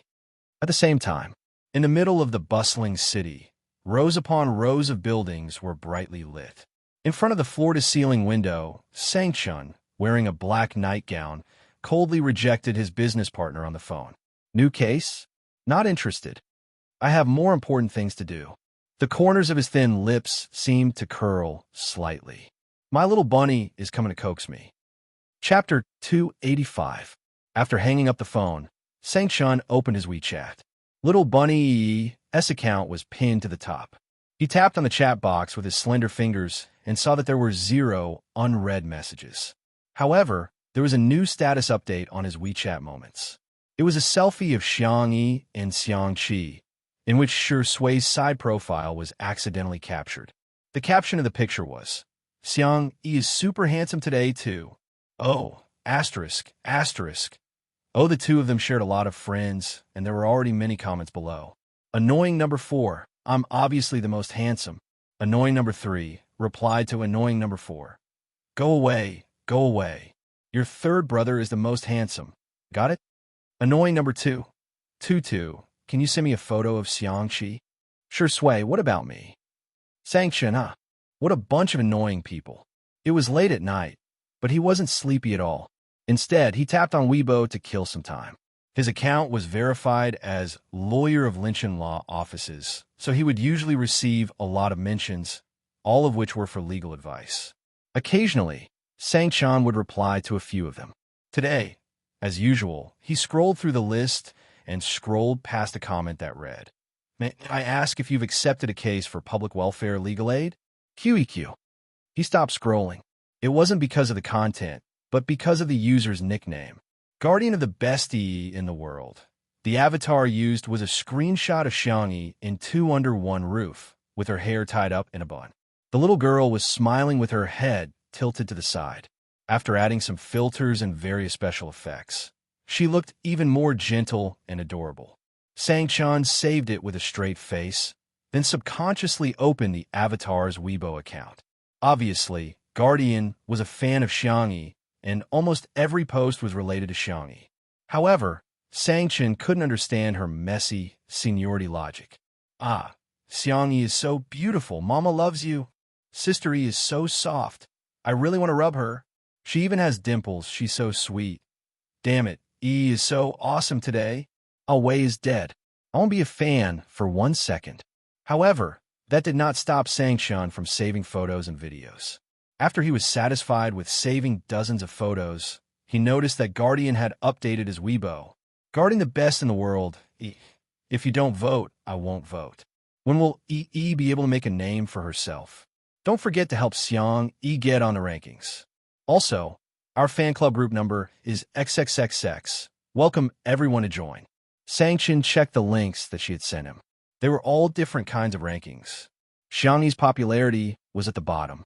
Sang-chun furrowed his brows and sent a private message to the other party. Tutu Dage, I can take the case. Big brother Tutu V, but I have two requests. The other party replied instantly, ah, really? Please speak. The guardian in front of the screen was extremely excited. Although this lawyer's ID was a little strange, he was still a lawyer from Lin Chen law firm. She had asked for help from many lawyers, but all of them were ignored. To her surprise, the only one who replied was one of the top lawyers in the industry. A new message popped up in the chat, and the guardian checked it nervously for fear that the other party would make a difficult request. That would be terrible. Tutu Dage V. Teach me how to get on the rankings. The guardian : Buzz Tutu Dage V. Also add me to Little Bunnies. Yes, Xiang Yi's fan club. Thank you. The guardian : She was in a trance. She didn't expect the other party to make such a request. Is this the legendary male fan? Or is he a male fan? Asterisk today is salted fish warm. Guilty. Don't be mean to me. I'll catch up on it during the day. Good night, QEQ. Chapter 286. Probably because she didn't reply, the other party sent another message. Tutu, Big Brother V. What's the matter? Is there a problem? Guardian hurriedly replied, No, it's totally okay. Then, this brother fan very professionally asked her to send him the details of the case. In order to make it easier to contact him, he even gave her a WeChat signal. Guardian added him as a friend nervously and quickly accepted it. She checked this brother fan, his WeChat moments, and realized that he didn't set it to be open within 3 days. However, there were only a few posts in total. They were from 2 days ago, a year ago, and a year and a half ago. 2 days ago, I'm on annual leave. Please contact my assistant Gu Jingxi for work matters. A year ago, Little Bunny ran away from home. A year and a half ago, camping with my sister and cooking noodles in a big pot. It tastes pretty good. It seems that he also has a sister named Little Bunny. What a coincidence. It's actually the same as Xiang Yi's nickname. In order to show her sincerity, Guardian meticulously created a tutorial for voting on the rankings and sent it to him. She also added him to Xiang Yi's fan club. Chun, thank you. Guardian replied with an emoji and ran to watch the cut version of Two Under One Roof that only had clips of Xiang Yi. From time to time, she would let out a goose-like laughter. After more than half an hour, new messages suddenly popped up on WeChat. Damn, sister, he has a rich fan now. She's rushed to the top of the female celebrity popularity list. She's also the first on the most popular list. I'm impressed. What kind of big shot is this? Tutu Big Brother? This name sounds a bit familiar. Ha ha. Is he Xiang Yi's brother fan? Guardian froze for a moment and went to check the various major rankings, only to find that this brother fan was a typical person of few words and was good at gambling. He was also very generous with his money. She was extremely excited and posted in the group, Great, our Xiang Yi is also someone with a big fan club. There were sounds of agreement below. Suddenly, Tutu, Big Brother, someone bullied her? The group was silent for a few seconds. In an instant, everyone was worshipping the big boss with slipping hair and kneeling emojis. After a while, someone finally sent a voice message to Tutu's older brother to explain, That's right. That all is well year-round character in Shurshui's sister is always leading our sister around. Even after being slapped in the face a few times, she still doesn't know how to restrain herself. Just now, she even posted on Weibo that sister he was going to drive her to her death. I'm speechless. As she spoke, she even sent out a link. It was a Weibo post from All is Well year-round. The gist of the post was that she couldn't bear the evil in this world, and that her only ray of light had been snatched away by others. She wanted to leave. Many fans comforted her in the comment section, and there were also people who passionately insulted Xiang Yi, accusing her of driving a depressed patient to death. There were already more than 10,000 likes. Sang-chun, who was standing in front of the floor-to-ceiling window, combed his messy hair.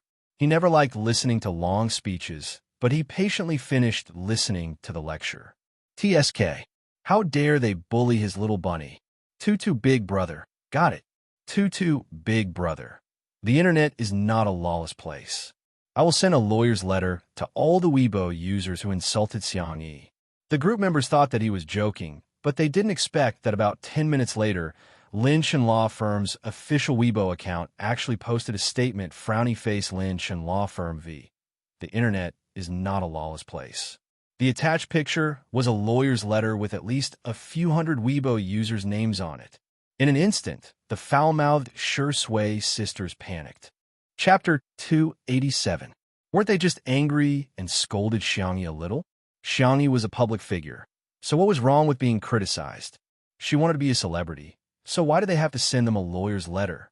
Moreover, the lawyer was from Lynch & Law Firm, one of the top law firms in the country. Many people felt suffocated, and they guiltily deleted their comments and changed their IDs, fearing that they would be punished by the law. Thus, Xiang Yi's fans were surprised to find that the Shui sisters, who had been shouting the loudest and scolding the most, had all disappeared.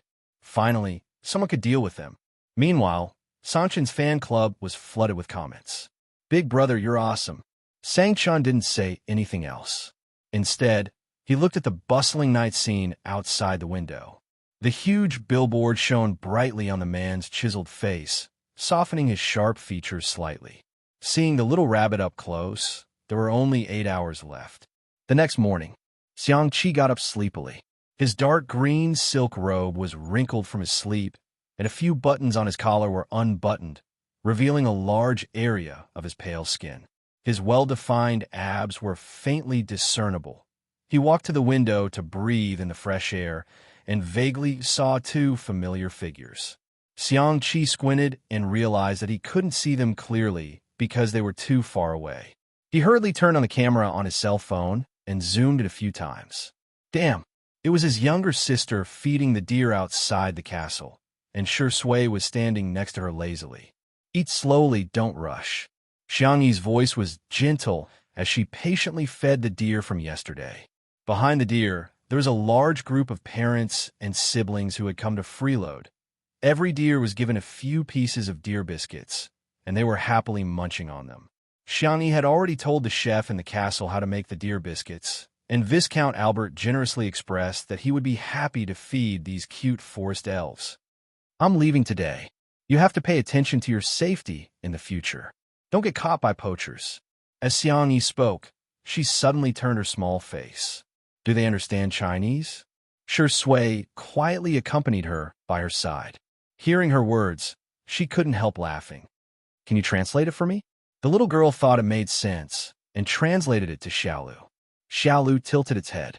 Its ears were furry, and its eyes were round. It had the clearest gaze in the world. It seemed to understand and rubbed its nose against Xiang Yi's palm. Xiang Yi's heart softened. She took out the last piece of deer cake from her pocket and fed it. The deer behind her instantly lined up to rub against her, begging to be touched. They didn't forget to touch the pocket on Xiang Yi's clothes, trying to get her to take out another piece of deer cake. It could be said to be a real foodie deer. Xiang Yi couldn't help but lick her lips. "I heard that venison is very nourishing," Shui added. "Hunting is illegal in China, but sick deer can be artificially reared." Xiang Yi's eyes lit up. "Then, shall we rear 2 of them?" Shui chuckled. "We'll do as you say." The deer were speechless. In Xiang Qi's eyes, the morning sun, the cute deer, the gentleness of a young girl, and the company of a man. All of this was obviously very heartwarming, but it was more impactful than any war or sci-fi scenes. Although he wanted to rush over and kick Shui away from his younger sister, but why did this damn inspiration come again? It was actually the inspiration for matching outfits. Chapter 288. He scratched his head, struggling between kicking the dog man and recording his inspiration. In the end, Xiang Qi gave in to recording his inspiration. Ever since his debut, he had only designed women's clothing. Men's clothing was his weakness. Now that he had a chance to make a breakthrough, he had to seize it. As for the dog man, haha, wouldn't it be better to wait for Big Brother to kick him in person? Shui, your death is coming soon. Ha ha ha ha. At this thought, Xiang Qi picked up a pen and paper. His inspiration rushed to the paper like magic. One set of couples' outfits after another were born from his slender fingers. After stroking all the deer with satisfaction, Xiangyi waved goodbye to them.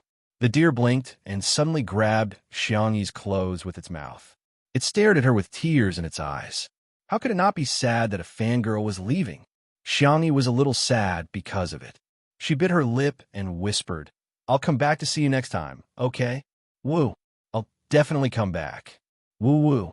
Next time, I'll make you something better than deer biscuits." The deer stared at her for a few seconds, then slowly let go of her. Xiangyi didn't know whether to laugh or cry. She suspected that the deer had become a spirit and had sufficient evidence. After watching the deer and the herd of deer enter the forest, Xiangyi and Shui walked back to the castle. Ouch! Xiangyi was so focused on looking back at the deer that she slipped and twisted her ankle. Shui caught her in time and asked with a frown, "Are you okay? Should I carry you back?" Imagining that scene, Xiangyi felt a little embarrassed. She said calmly, "I'm fine, I can still walk." The next second, a black Rolls-Royce stopped beside her. The door opened automatically, revealing the cold and indifferent gaze of the man in the car. "Xiangyi, Big Brother is here." Her cherry lips opened slightly. She wanted to greet him, but she didn't dare to call him Big Brother. Sangchun calmly got out of the car. He was 188 centimeters tall, with broad shoulders and long legs. Dressed in a black suit, his facial features were deep and handsome. His entire body was covered with a layer of earth-shattering coldness, as if it could crush the sunlight behind him. He lowered his eyes and glanced at Xiangyi. "Broken leg?" Xiangyi shook her head in fear. No. Then do you need to hide in another man's arms?" Xiangyi came to her senses and tried to pry Shui's hand away. Unexpectedly, Shui tightened his grip and hugged her shoulder even tighter. His peach blossom eyes curved slightly, and the corners of his mouth curled into a lazy smile.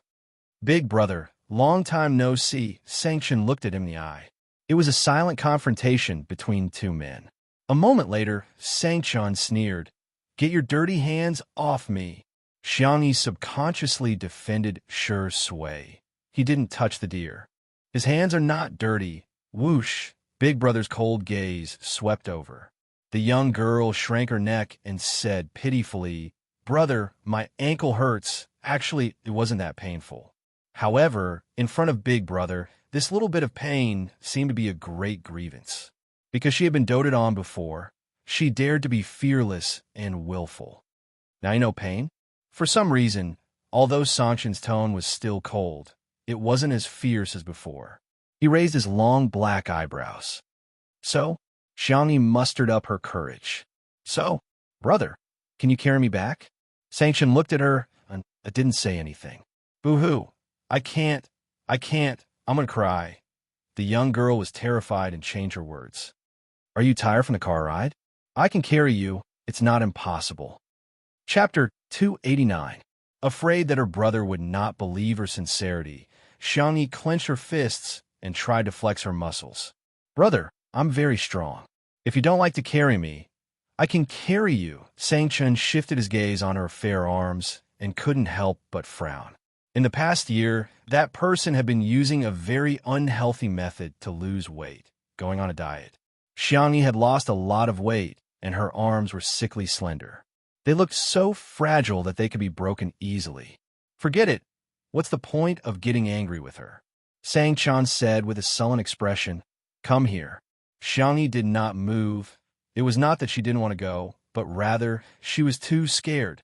She felt safer staying by Shui's side.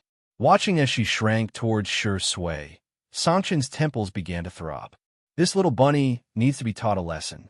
Is she really going to fall in love at such a young age? Does she have any respect for the family rules? However, Shui had guessed Xiangyi's true thoughts. He looked down and said in a lazy and innocent voice, "Brother, it's the same if I help her." With that, he helped Xiangyi walk in the direction of the castle. Sangchun shifted his gaze from his sister to Shui's legs. He seemed to be contemplating if he should break Shui's legs. He strode forward with his long legs and picked Xiangyi up in his arms. "Huh?" While she stared at him in shock, Sangchun said with a straight face, Your legs are short and you're walking too slowly. You're wasting time. Is that so? However, Xiangyi realized that her brother was carrying her. Does that mean that he's actually not that angry with me?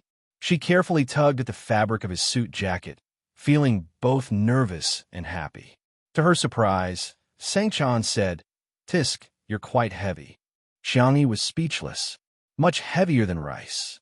Xiangyi, then I'll walk by myself. Actually, I can walk. Xiangyi was a little humble. Of course, it was mainly because she was afraid Chun Chun of the Xiang family, a man who dominated the fear of the entire Xiang family. Sangchen said coldly, "Shut up, Xiangyi." Oh. Wu Wu did not dare to speak anymore. Shi Sui, who was standing behind her, smiled happily.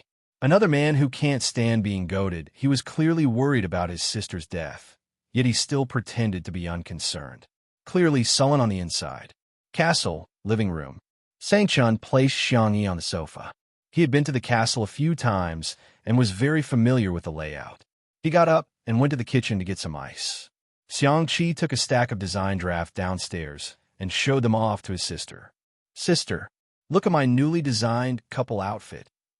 Xiangyi took a look and was stunned. Over the past year, there were people in the fashion industry who couldn't stand how Xiangqi's designs were always able to set off new trends. They dissed him for not being able to design men's and children's outfits, saying that his designs were too limited. In fact, many designers specialized in one category, but in their eyes, wasn't Hades a genius? A genius had to be all-round, otherwise he would be a good-for-nothing. She treated him with the strictest standards, yet held herself to the most relaxed standards. However, this couple outfit was so ingenious and ingenious. It was simply amazing. "You're even designing couple outfits for her?" Xiangyi's cold and deep voice came from behind. Xiangqi shuddered and had a strong desire to live. "No, these are parent-child outfits." Parent-child outfits. Chapter 290. Sangchun. He half-knelt beside Xiangyi's feet, lifted her trousers, and put the ice pack on it. Xiangyi's eyes widened, not because of her brother's sneer, but because of his actions. Was he taking care of her? She uneasily wanted to retract her feet, but Sangchun gave her a warning look. "Don't move, behave." The little bunny didn't dare to move and sat on the sofa obediently. Xiangqi was still trying to explain his creativity. "Brother, look at this outfit. It's brother and sister. And this outfit, it's sister and brother." Sangchen's face was cold. Go on, go on, go on. See if I'll give you a look. Don't think I don't know. Sister is your muse, your source of inspiration." That's right. All of Xiangqi's designs were more or less related to Xiangyi. The perfect combination of his siscon and his pursuit of the ultimate art miraculously created sparks of inspiration. Sangchun. Xiangqi was about to cry and instinctively hid behind Shi Sui. "Brother Shi, save me," he whispered. Shi Sui said good-naturedly, "Sure, brother Shi, you're really too?" Before he could finish, Shi Sui said with a smile, "It's a paid service, 1 fee per visit. If you want to buy, be quick. It's up to you." F***CKU. You're so sure I have to beg you, right? Do you think I'm such a spineless person? Yes, I am. Xiangqi said fawningly. Okay, I'll listen to you, brother Shi. Then he heard Shi Sui say leisurely, "The company's sister signed with is a bit of a scam. Why don't you sign with Xiang Feng's company? Whether you want to leave the industry or continue your career, you'll have more freedom." The word Xiang Feng naturally attracted hatred, and Shi Sui knew this very well. As expected, Sangchun frowned. What's he doing? It's been so long, and he still hasn't prepared the contract? Shi Sui chimed in. That's right. Sangchun, I'll call him right now. He threw the ice pack to Shi Sui and went to call Xiang Feng with a sullen face. Far away in Nansheng, Xiang Feng was still sleeping due to the jet lag. In a daze, he received a call from nephew Gu and was reprimanded. Xiang Feng. It was very fascinating. In the living room, Xiangqi was shocked to see that Sangchen's attention had been diverted by the simple act of using his uncle as bait. What kind of operation was this? Teach me. Shi Sui bent down and carefully applied ice to Xiangyi's ankle. The girl's pink toes curled up, feeling extremely uncomfortable. She didn't think it was a big deal for her brother to give her an ice pack. However, it was Shui. It seemed to be completely different. Does it still hurt? Shui asked in a gentle voice and looked up. At that moment, Xiangyi actually didn't dare to make eye contact with him. The ambiguous atmosphere made her heart thump loudly, as if it had been hooked by a silk thread. Xiangyi cleared her throat and said, "I'm done." Shui asked, "Are you sure?" Xiangyi answered, "Yes." Shui finally put away the ice pack. Seeing how uneasy she was, he smirked and asked, "Are you that scared of Sang-chun? Is he going to eat you up?" He originally meant to comfort Xiangyi, but to his surprise, the Xiang siblings widened their eyes in horror. Xiangqi murmured timidly, "Xiang Feng doesn't eat people up, does he?" Xiangyi swallowed her saliva and said, "I don't think so." "Oh my God, it's so scary." The two of them huddled together pitifully and shivered uncontrollably. Shui was speechless. The demon of the Xiang family indeed lives up to his reputation. Chapter 291. Sanction came back after the call and glanced at Xiangyi. "We can sign the contract when we get back." Xiangyi, what kind of efficiency was this? Then, Sanction turned to look at Xiangqi. Xiangqi was curled up on the sofa like a boneless person. He straightened his back and rested his hands on his knees like a standard elementary school student. They looked at each other. 1 second, 2 seconds, 3 seconds. Xiangqi broke down. I was wrong. Sang-chun said unhurriedly, "Tell me, what did you do wrong?" "I was wrong in every way," Xiangqi said weakly. "It's a couple outfit, but it's just a design. It doesn't mean that I support my sister's relationship." Sang-chun said, "Go on." Xiangqi confessed everything. "I shouldn't have eaten my sister's deer biscuits. But I already had diarrhea yesterday." Xiangyi looked a little speechless. "I said that you can't eat it." The next second, Xiangyi's devilish voice sounded. "It's your turn, Xiangyi." The girl's first reaction was to move closer to Shui. A smile appeared in Shui's eyes as he placed his arm on the sofa behind her, making it seem as if he was holding the slender girl in his arms. "The deer is so cute. I shouldn't have thought about eating it," the elementary school student answered in a trembling voice. She didn't look at all like a big shot who had just returned from transmigration. "What else?" Sang-Chin narrowed his eyes and stared at her meaningfully. Xiangyi looked confused. Apart from that, she didn't do anything bad. Sang-Chin sneered and deliberately tricked her. "Don't think I don't know that you're in a relationship." His tone was so fierce and cold that Xiangyi panicked. I'm in a relationship." Shui was speechless. Chun-Chun of the Xiang family is really high up the social ladder. Seeing his sister's reaction, Sang-Chun was slightly relieved. "That's good." Xiangyi felt as if she had been granted amnesty. "Then I'll go prepare the in-flight meal." She slipped into the kitchen, feeling as if she had dodged a bullet. Xiangqi couldn't be bothered to eat his sister's cooking anymore. He tidied up his big bowl and said, "Brother, I'm going to make a dress for my sister. Bye-bye." He wasn't a coward. He was following his heart and listening to the truest summons from the depths of his heart. Only Sang-Chin and Shui were left in the living room. Sang-Chin picked an armchair and sat down. His long legs were crossed, and his arms were crossed. His aura was incomparably strong. "I advise you, it's best that you don't have any thoughts about my little bunny." Shui. "Okay, big brother Sang-Chin.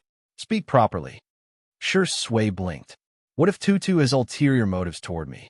Should I reluctantly accept it or act in self-defense?" "TSK, how worrying." Sang-Chun. He took a deep breath. There was only one thought in his mind. This dog of a man is really asking for a beating. Xiangyi had prepared a sumptuous meal. She either put in a thermos or refrigerated it. She was going to put it all on Tutu's plane later.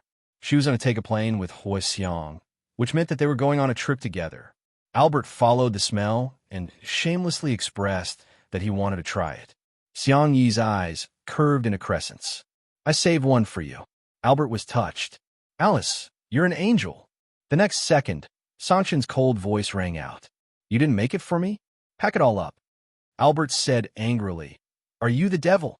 Sanchin nodded proudly. Thank you, you flatter me. Albert was speechless. Chapter 292.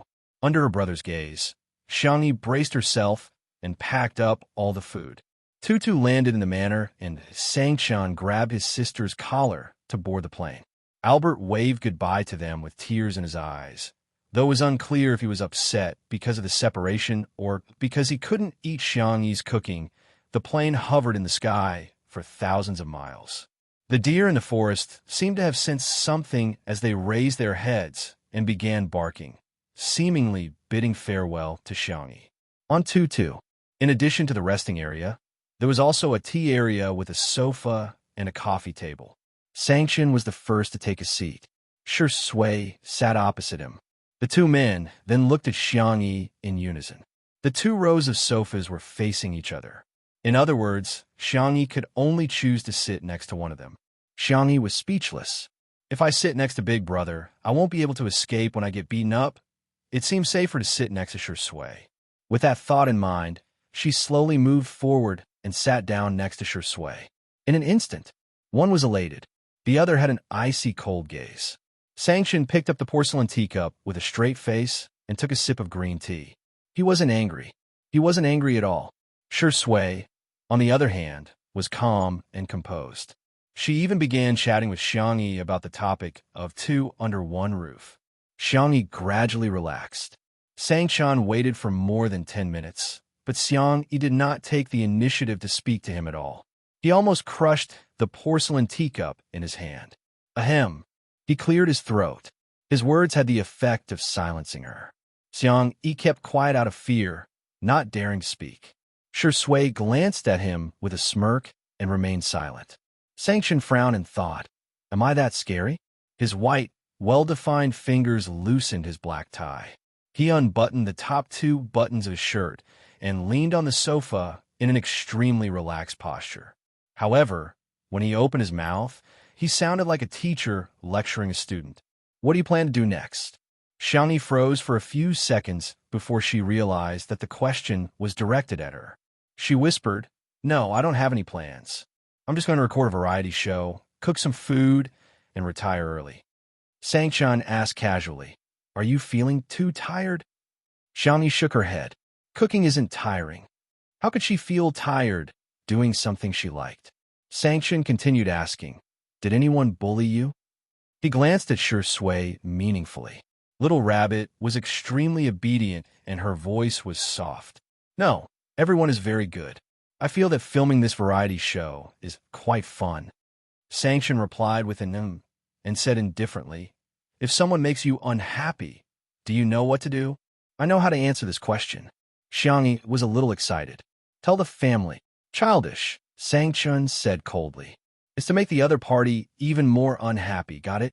Xiangyi, you don't even know how to do this? Do you still need me to teach you? Xiangyi swallowed her saliva. I think I know how to. Sangshan finally revealed a satisfied expression. The journey was long, and Xiangyi soon felt sleepy. She leaned against the back of the sofa and fell asleep. Shi Sui moved her little head to her shoulder as if there was no one else around. Sangshan, do you think I'm dead? Before he could say anything, Shi Sui spoke first. I didn't expect you to be angry. I didn't do it on purpose. Sangshan gritted his teeth. You, Shi Sui interrupted him innocently. Don't be angry, brother. I'll apologize to you, okay? Sangshan, even green tea can't compare to you. Chapter 293. Other than his uncle Xiangfeng, no one had made Sangshan so angry for many years. His voice was as cold as ice. You dare to take advantage of my sister in front of me. Brother, why would you think that? Shi Sui smiled. I was just worried that sister, you wouldn't be able to sleep well, so I helped her. I didn't even ask sister E to thank me. Sangshan inhaled and exhaled. Bear with it for a while. Bear with it, my ass. Seeing that the tutu was about to act violently, Shi Sui successfully stopped Sangshan with one sentence. Brother, can you be gentler when you hit me? I don't want to disturb Sister Yi's rest. F***CKU. Glancing at the sleeping bunny, Sangshan closed his eyes and suppressed the urge to throw this man out of the plane. Perhaps it was because of her brother. Although Xiangyi seemed to be afraid of him on the surface, she subconsciously felt very safe. She slept for more than 2 hours. She opened her eyes in a daze and found herself leaning on Sui's shoulder. She quickly propped herself up and apologized softly. "I'm sorry, I didn't mean it. Why didn't you push me away?" Sangshan was so angry that he wanted to vomit blood. It was obviously this dog of a man who pressed you on his shoulder. He was just short of tying a rope to his body. Sui was calm and collected like a sly old fox. "My shoulder is a little sore," Xiangyi suggested gently. "Then let me massage it for you. Will it be too much trouble for you?" No, it's my fault." Sui blinked her eyelashes. "Thank you, Sister E." Sangshan saw this scene. If this wasn't the behavior of a green tea, then what was? He pinched his eyebrows and vaguely understood what Sui meant when she said that the bunny was plotting against him. It was this dog of a man who had dug a hole and tricked Little Rabbit into jumping in. However, what puzzled him was that the little rabbit had always been wary of outsiders. Why was she completely defenseless against this dog of a man? Although he was angry, he still had to eat. When the food was taken out of the thermos, it was still steaming. There were 6 dishes and 1 soup, all sumptuous and nutritious. Most of them were Sangshan's favorite dishes. Braised lion's head in soy sauce was made of 70% lean meat and 30% fatty meat. It was hand-chopped into minced meat and mixed with water chestnuts and shiitake mushrooms to make meatballs. The meatballs were first fried and then boiled. The meatballs were filled with mellow and fragrant sauce. The steamed carrot dish was made by shredding carrots, adding vegetable oil, flour, salt, and so on. After steaming, adding garlic juice and chili oil according to the taste. The shredded carrots were loose and soft. There was also mapo tofu, braised chicken, shrimp scrambled eggs, winter melon pork rib soup, and so on. Due to the limited ingredients overseas, Xiangyi made all the more common home-cooked dishes. However, Sangshan had not eaten for a long time. The taste of home. After tasting the first dish, his tightly knitted eyebrows relaxed. He even found Sui, this dog of a man, much more pleasing to the eye. Xiangyi nervously picked up a lion's head for Sangshan. "Brother, you eat more." She was so nervous that her palms were sweaty. She was even prepared that her brother would throw the food she picked up into the trash can. However, she did not expect Sangshan calmly ate the lion's head she picked for him. Xiangyi felt relieved and asked tentatively, "How's the taste?" "It's SOSO," Sangshan indifferently commented. The next second, he blocked Sui's chopsticks with his chopsticks and raised his eyebrows. "Try picking up another one." Chapter 294. Xiangyi's brothers were all single. Whether or not they would protect their wives was an unsolved mystery. But protecting their food was one of their ancestral skills. It was comparable to climbing trees and being arrogant. When the eldest brother wasn't around, they would snatch his food. When the eldest brother was around, they would share his food. Of course, it wasn't an equal distribution. Instead, it was based on status and strength. Shinshin of the Xiang family would always be number 1. No one dared to take away a single grain of rice from him. After the distribution was completed, it was as if a wild beast had successfully divided its territory. Everyone was extremely protective of their food. Sui retreated in order to advance. She retracted her chopsticks and forced a smile at Xiangyi. "It's okay. I can eat the vegetables." She then picked up a piece of vegetable and placed it in her bowl. In comparison, Sangshan was like a landlord who bullied the weak. Xiangyi wavered again. She moved closer to Sui and whispered in her ear, "Don't be afraid. I'll leave some food for you. You can secretly eat it later. Don't get caught." Sui's eyes were filled with a scheming smile. "Sister E, you're so nice." Sangshan, who had good hearing, twitched his eyebrows. More than 10 hours later, the plane arrived at the Xiang family's manor. Due to the time difference, it was still daytime in Nanxing. Sangshan didn't sleep much on the plane. Now that he had gotten off the plane, he went back to his room to catch up on sleep. Xiangyi slept for a long time. She was preparing to go to Little Rabbit Farm and bring back 2 geese to stew. Sui naturally accompanied her. The two of them strolled among the lush flowers and plants. For some reason, they felt like an old couple. Suddenly, Sui received a call from her agent, Si Chuanbai. He frowned. Xiangyi sensed that something was wrong and stopped in her tracks. The call didn't last long. After hanging up, Shi Sui said apologetically, "I'm sorry, I have to deal with something. I'm afraid I can't accompany you." Xiangyi said, "It's okay, I can go by myself." Before she finished speaking, there was a dispute at the entrance of the manor. "Out of the way, I want to see Shi Sui. I saw the plane land. I want to see her.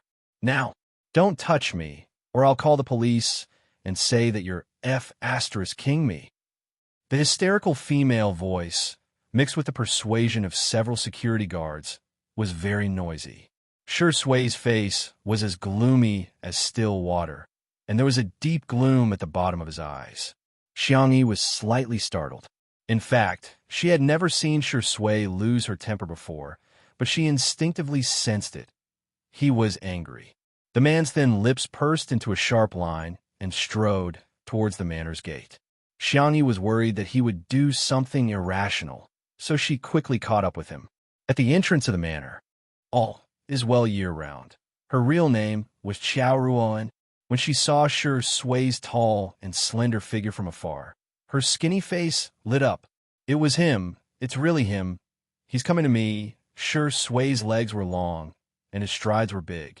Soon, he was in front of her and nodded politely. "Miss Qiao, right? I heard that you've been looking for me." The man's voice was much deeper than usual when he was angry. There was a hint of hoarseness in his voice, which made him more attractive. Qiao Ruoan looked infatuated and couldn't wait to express her feelings. "Yes, I've been looking for you for a long time. I'm your fan. I like you a lot." Shi Sui said politely, "Thank you for your love, but this is a private residence.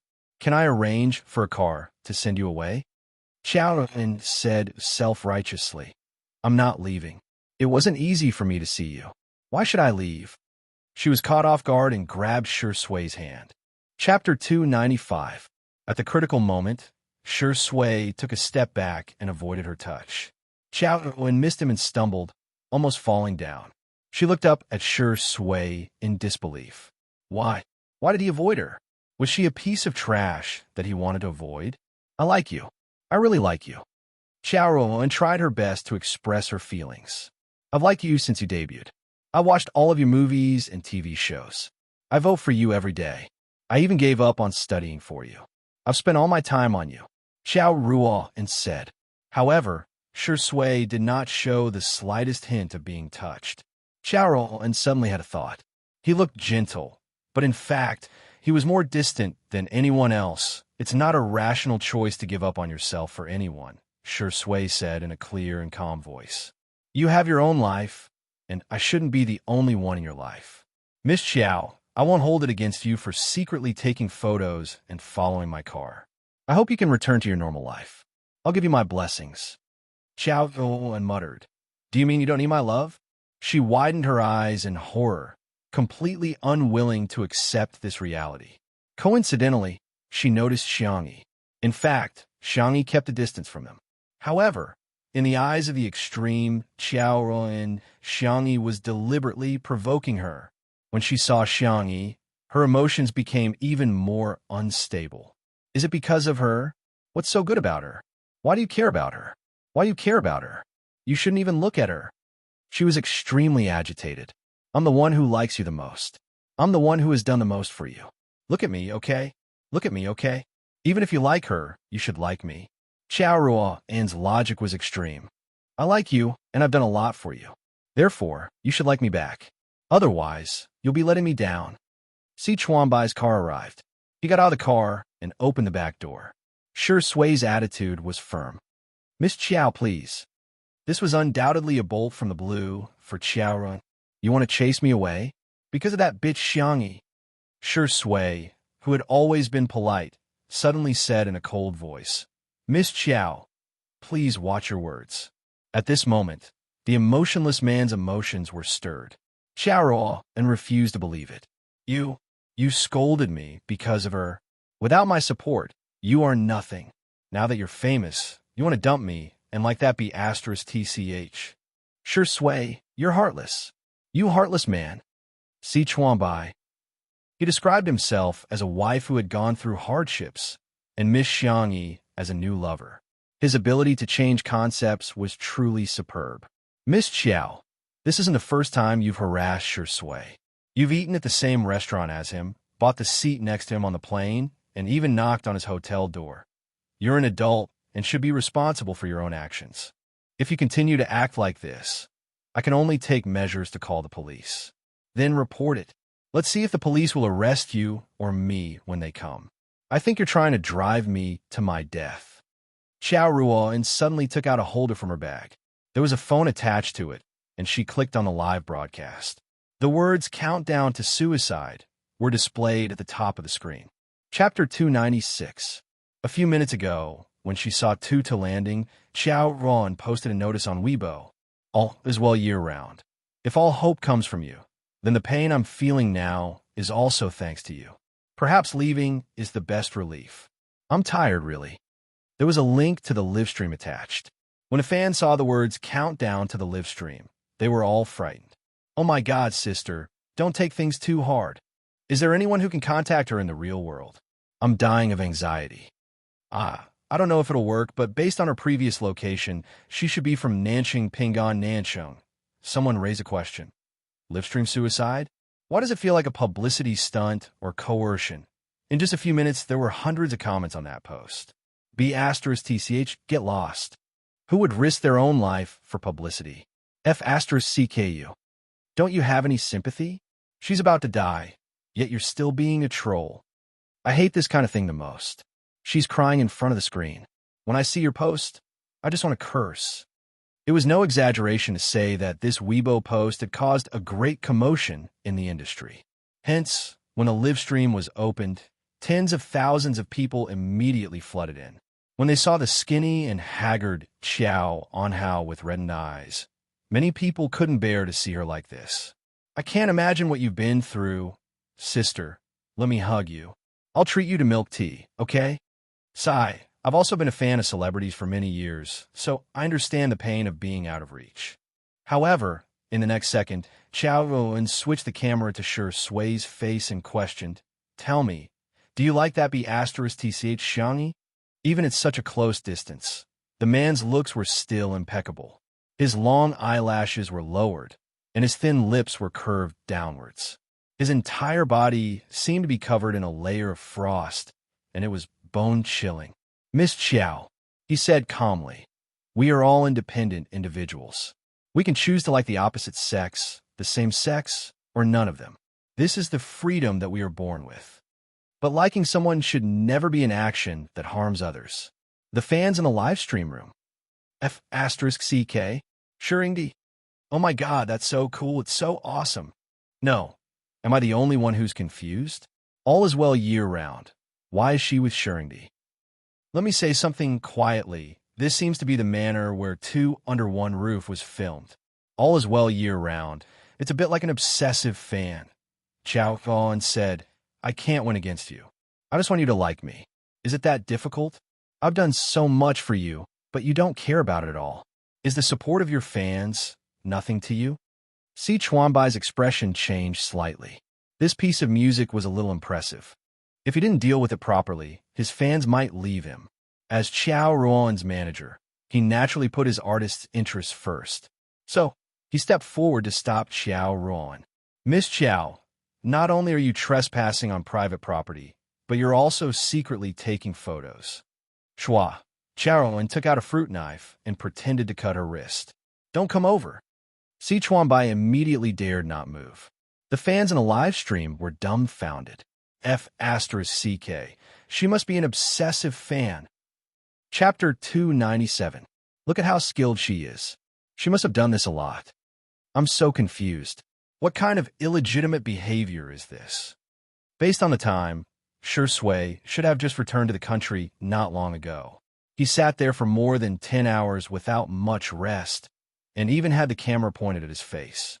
It's terrifying. The public opinion changed all of a sudden. Xiao Ruoan glanced at the bullet screen in the live stream, but the comments made her very puzzled. Why aren't they supporting me anymore? Why did my live stream fail? However, she didn't have time to care about that now. She just wanted to threaten Shui and make him compromise with her. However, to her surprise, Sure Sui gave a direct response to her question. I'm very grateful for the support of my fans. It's very fortunate for an actor to be liked and supported by others. Without fans, Sure Sui wouldn't have become the actor that I am today. But everyone wants to have an independent space where they won't be disturbed. I want my fans to focus on my work, not me, nor my private life. This response was courteous and sincere, and it left a very good impression on him. Boohoo, Sure Sui said it so well. He's an actor. An actor. He's not a target of harassment from all, as well year-round. QQ, it's not easy for Sure Sui. He's relied on his own abilities to make a name for himself. I didn't expect him to be treated like this by his obsessive fans.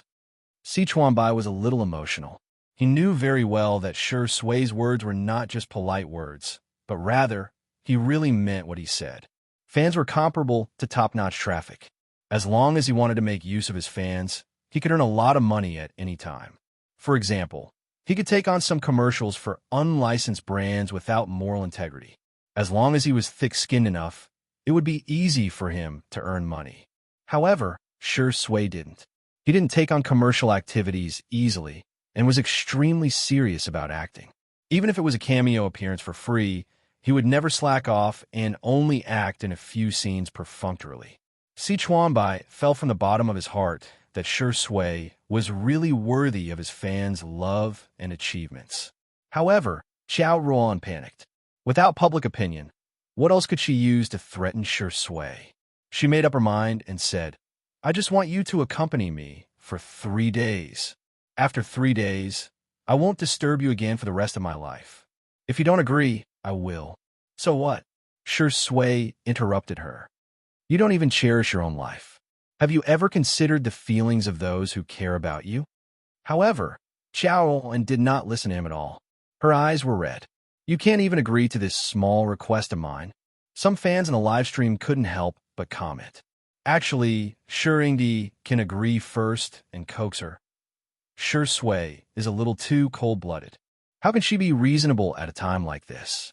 Human lives were at stake. Does he even understand? Yeah, it's not a big deal to tell a white lie.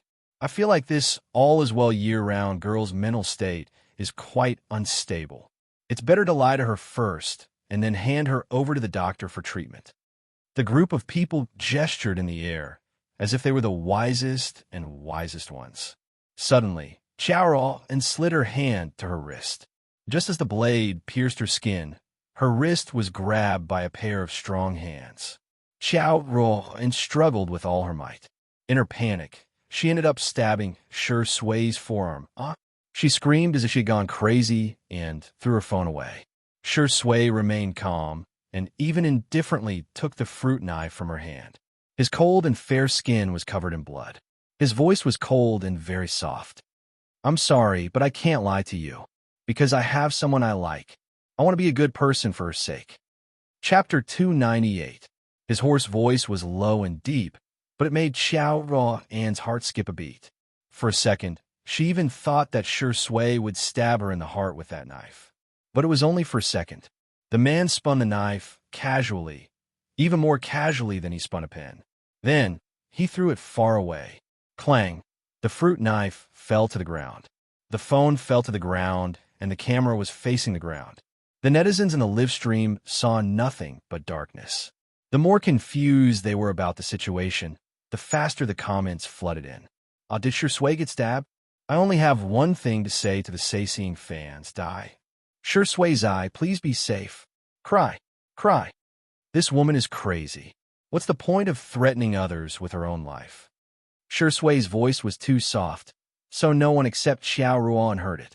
Sichuanbai quickly joined forces with the other security guards to hold Xiao down. The sound of police sirens could be heard from afar. Xiao broke down completely. You like her? How can you like her? How is she better than me? She's just a cheap. Sichuanbai calmly stuffed her mouth with a rag he picked up. Xiao was so angry that she rolled her eyes, but she couldn't say a word. Soon, Xiao was taken away by the police, and her phone was also taken into the police car as evidence. The live stream was closed. In the last shaky scene, a slender figure was seen running towards Sure Sui. The netizens who stayed behind were still discussing enthusiastically. I'm curious, how long she'll be locked up for this kind of behavior. At most, she'll be criticized and educated. What I'm more worried about now is whether someone will imitate her. Ah, is that Xiang Yi who flashed by at the end?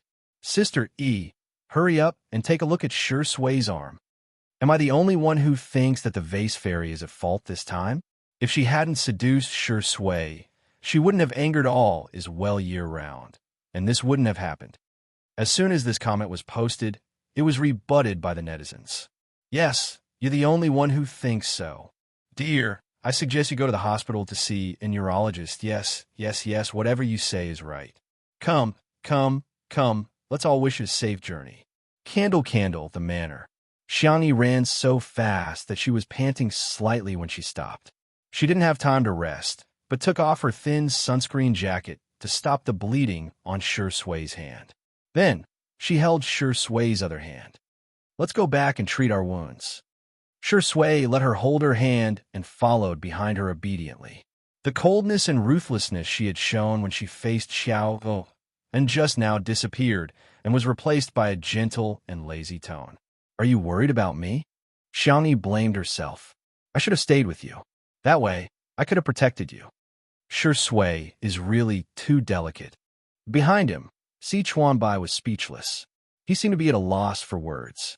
Not to mention, Shi Sui had received an elite education when she was a teenager and was highly skilled in martial arts. Later on, when she filmed a martial arts movie, she also learned kickboxing from a world-class coach. Logically speaking, she should have been able to dodge that blow just now. Si Chuanbai seriously suspected that his artiste was trying to scam him. He overheard the conversation between the two of them. Sister Yi, it hurts a little, the man said in a feeble tone. The girl coaxed him softly. Shall we have stewed goose in a pot later? The man chuckled and said, sure. Chapter 299. In the living room, Xiangyi took out the first aid kit and cleaned Shi Sui's wound before carefully disinfecting it. Fortunately, the wound wasn't deep and it was just a flesh wound. It was just that he was bleeding profusely. Xiangyi looked up at him and asked, do you want to take some painkillers first? I think I can endure it for a while longer. It's okay, you don't have to endure it. Si Chuanbai was speechless. Why did I come in? I'm just applying some medicine. What kind of nonsense is that? Xiangyi said softly. Actually, I'm a little hard of hearing. If you want to cry, I won't be able to hear anything. Shi Sui blinked and stared at her for a few seconds before looking at Si Chuanbai. It was as if he was asking, why are you still here? Si Chuanbai was dressed in an elite black suit. He sat upright and still, but deep down he was thinking he was definitely not going to let her cook him a stewed goose today. Cough. I'm not that hard of hearing either. I've never scored full marks for an English test. The famous manager was forced to admit that he was hard of hearing. Xiangyi took out some painkillers and was about to pass them to Shi Sui when he opened his mouth calmly and said, like a child asking for candy.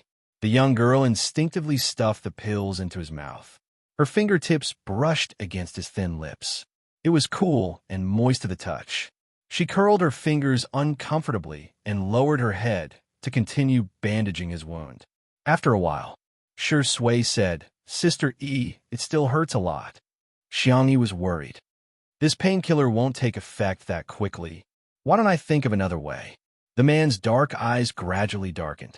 Like a cat, his gaze shifted to her lips as if he was sleeping. Si Chuanbai was speechless. Why was his artiste more delicate than his little wife? Back then, she could still finish filming with a smile, even when she broke a bone. How could she not be able to tolerate this pain? He watched as Xiangyi carefully inserted a few needles into his wound. Are you feeling better?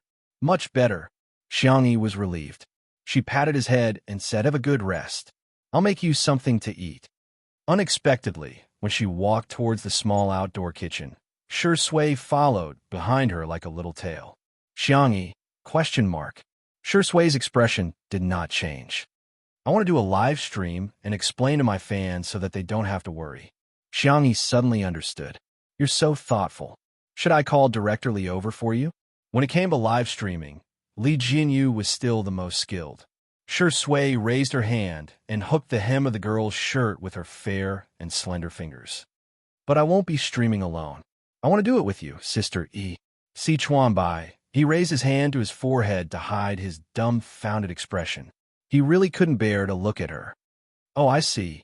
Xiangyi didn't think it was a big deal. After all, Shi Sui was a fragile man. Let's do it together then. As a result, today's episode of Two Under One Roof began airing in advance. Dear viewers and friends, don't pass by. Today's menu: stewed goose in an iron pot. The main ingredient is a goose. That's it. Li Jianyu was particularly mischievous and got the cameraman to take a picture of the white goose that was still strolling around carefreely. The white goose was bold and took a domineering stride towards the cameraman. It tilted its head and asked, "Quack." The pop-up comments: "Hurry. Run. Ah. Danger, danger, danger. I feel like reciting a poem at this moment. Goose, goose, goose. Cut its neck with a knife, pluck its feathers and boil it in water." Stewed goose in an iron pot. Chapter 300. In the next second, a pair of fair and slender hands seemed to have appeared out of thin air and mercilessly picked it up. "It's so fat, it'll definitely be very fragrant when stewed," the girl commented in a gentle voice. The netizens were dumbfounded. "What? Little fairy, why are you saying the cruelest things in the most gentle tone? Goose, cause of death, too fat. How many times have I told you? If you're too fat, you'll be eaten." I'm shivering in front of the screen as I munch on duck neck and drink milk tea. The big white goose, which was extremely ferocious and had a heartless mouth, met Xiangyi, who was even more heartless. It screamed as it was taken away. The cameraman even took a long shot of Xiangyi as she walked away, looking as if she didn't care about anyone else. A few minutes later, the goose was taken away. The process was too gory, so by the time everyone saw the goose, it was already lying naked on the chopping board. The netizens were very mischievous. "Goose, you're all cheap. You're all craving for my body. This show is so delicious. Ahem, it's so interesting. I'm going to record the recipe now." The goose's life was short and glorious, ordinary yet great. It passed away peacefully. There were also a few haters who complained. "I feel so bad. Goose is so cute. Why do you have to eat goose? Why must you eat goose? Are you that greedy? That's a life we're talking about. Girls should be gentle and virtuous. Slaughtering small animals is too cruel. The vase fairy is so cold-blooded." The netizens' response to this was, "Don't look at the idiot," because it was time for everyone's happy mukbang. The fresh goose meat was cut into small pieces and water was added to the pot to boil the meat. Scallions, ginger, garlic, dried chili, orange peel, and cilantro were cut and set aside. She then heated up the oil and added the goose meat for stir-frying. She then added the old soy sauce and cooking wine and stir-fried them evenly. At this point, the aroma of the goose meat had already spread. The staff at the scene couldn't help but take a few deep breaths and subconsciously began to salivate. Xiangyi added an appropriate amount of water to the pot and simmered it with firewood. The goose meat would be simmered for about 40 minutes before adding the side dishes. This was the perfect time to interact with Shi Sui's fans. The little girl looked up at Shi Sui. The two of them had a tacit understanding. Shi Sui immediately said, "As you can see, the goose has been stewed." Upon hearing his voice, some fans immediately asked about his situation. Li Jianyu asked the staff to bring over a tablet so that he could better see the comments of the netizens in the live broadcast room. "I'm sorry to have made everyone worried. My injuries are not serious and have been treated." "It's true. I'm not lying to you." Shi Sui smiled. Liars have long noses. The fans in the live broadcast room were excited by his smile. "Ah, sure indeed, don't laugh like that. Too flirtatious, too flirtatious. My legs are turning to jelly. Who can resist this? The sense of immersion is so strong. I feel like I'm already on my way to getting married to Shi Sui. What do you think of all as well year-round's behavior?" Shi Sui muttered to himself. Xiangyi, who was behind him, naturally handed him a small stool, and he took the opportunity to sit down. He sat upright and had a noble temperament, as if he shouldn't be in this smoky kitchen. He restrained his smile and spoke with a sincere and serious attitude. "There's nothing wrong with liking someone, and this kind of feelings shouldn't be trampled on. Everyone has the right to like someone, and similarly, they also have the right to not like someone. Please don't turn your personal liking into a burden for others. Chapter 301. Following Sure Sway's low voice, the live stream. Boo-hoo, this man is so gentle. From the beginning to the end, he didn't define all is well year-round as an obsessive fan. He probably wants to save the other party some face. QAQ, he can still be so calm and composed when he's being harassed and hurt. Seriously, even if he's pretending, I love Shuringdi's worldview. Someone noticed that Xiangyi was busy sitting on a small stool next to her and commented out of curiosity, not expecting Sure Sway to be the one to pick her up. What's Sister-y doing? She's picking peas. The camera turned to Xiangyi, who cooperated. I'm going to make pea cakes. Li Jinyu. Oh, you can make this yourself? Xiangyi. Yes, but it's a bit time-consuming.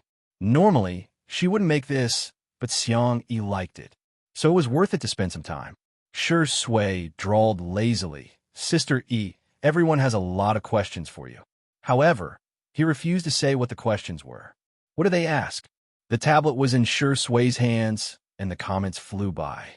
In order to get a better look, Xiangyi unknowingly drew closer to him.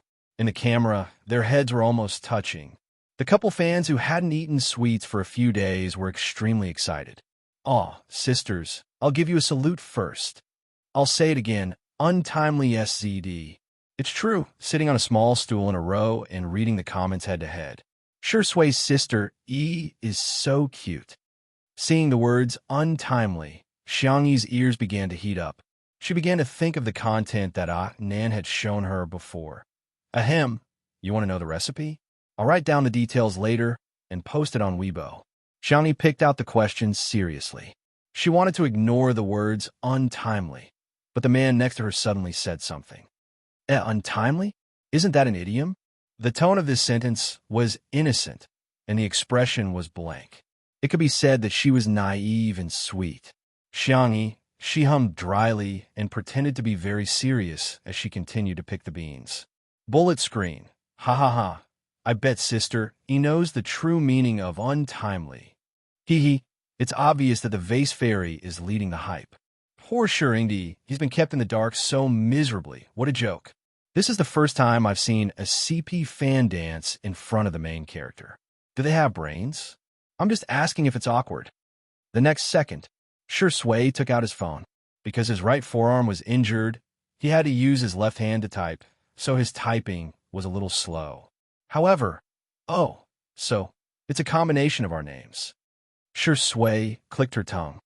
There's a superscript. I'll go in and take a look. Xiangyi. The little girl's expression changed slightly, losing her usual calmness. You don't look? It was too late. Sure Sway looked at it. Not only did he look at it, but he also commented in real time. This Q version of the character is quite cute. Cut the video of the sweet, exploding your girlish heart.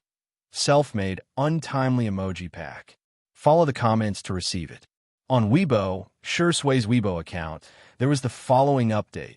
Sure Sway V has followed the superscript untimely. Come and play with me. Sure Sway V has checked in with the superscript untimely for a day in a row. Come and check in with me. Sure Sway V has contributed all the points to the superscript untimely. Come and hit the leaderboard with me. The netizens were speechless. Chapter 302. The netizens were dumbfounded. In particular, the netizens who did not watch the live stream began leaving comments on Sure Sway's Weibo account. Could it be that his account was hacked? Sure Sway, I'm rooting for myself and Sister E to be a couple. It's fine that he's following them, but why is he still voting? The netizens who were watching the show played the role of popularizing the situation. Sure Sway and Xiangyi are doing a live stream together.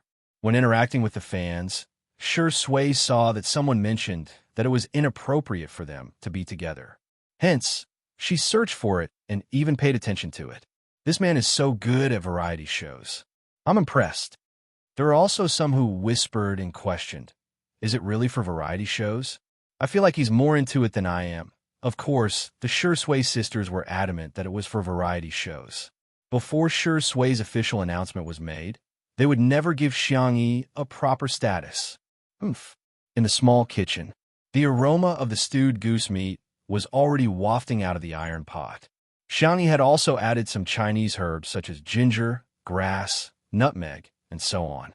The faint aroma of the herbs blended perfectly with the aroma of the meat, making it seem like a living immortal. However, Xiangyi's mind was not on the dishes at all. She couldn't help but ask, "I heard that it's a CP. CP means couple. So?" Sure Sui asked calmly as he looked her in the eye. Her rhetorical question made Xiangyi dumbfounded. Am I making a mountain out of a molehill? Sure Sui seems to be just surfing the internet for fun. It shouldn't be a big deal to follow him. If Sangshun or Xiangli were present, they would definitely be able to tell that Sure Sui was up to no good. That's a skill that can fool people. Xiangyi successfully brainwashed herself and completed her logic. I'm rooting for myself. It seems quite fun. In the live stream, Sister Yi's expression changed from confusion to determination. I'm dying of laughter. Xiangyi, don't be fooled by that old fox. You're not allowed to date. Mama, no. Newbie, what kind of lame show is this? First, it stews a goose, and now it's knocking itself on the head. I can't take it anymore. I'm going to join the update list. The entire live broadcast room was filled with ha-ha-ha laughter. Hashtag untimely hashtag and hashtag Sure Sui's #1 fan hashtag were also trending. The popularity of the hot topics had skyrocketed, and Sure Sui and Xiangyi had also gained a lot of fans. South City, at a dinner party. Qin Wanyan drank with him for half a day, thinking that she could get some resources from the variety show. Although it was only a flying guest for one episode, this was a national-level variety show. Everyone from the elderly to the elementary and middle school students loved to watch it. However, she only went to the bathroom to touch up her makeup. When she returned, she saw the director and the others laughing at their phones. Sure Sui is so funny. This female artist is also funny. Her name is Xiangyi. I've been following two under one roof. She's quite versatile. She can play musical instruments. She can also practice medicine. And she's a great cook. Oh, in that case, she's quite suitable for our variety show. Seeing that the resources were about to go to Xiangyi, Qin Wanyan clenched her fists and said softly, "Xiangyi, I know her. She used to be good friends with me, but she's been ignoring me ever since she became famous." The director frowned. Qin Wanyan took the opportunity to fan the flames. She's been entangled with many male artists. I have screenshots here. While showing the screenshots to the director and the others, Qin Wanyan said, to use a popular phrase, she's a sea queen. Chapter 303. In the past year, Xiangyi had sent her a lot of screenshots of their chats. Qin Wanyan had specially created a folder and saved all the pictures. Qin Wanyan was actually very disdainful of Xiangyi. She was clearly the daughter of a wealthy family, but she was a love-struck fool who couldn't help but flirt with good-looking boys whenever she saw one.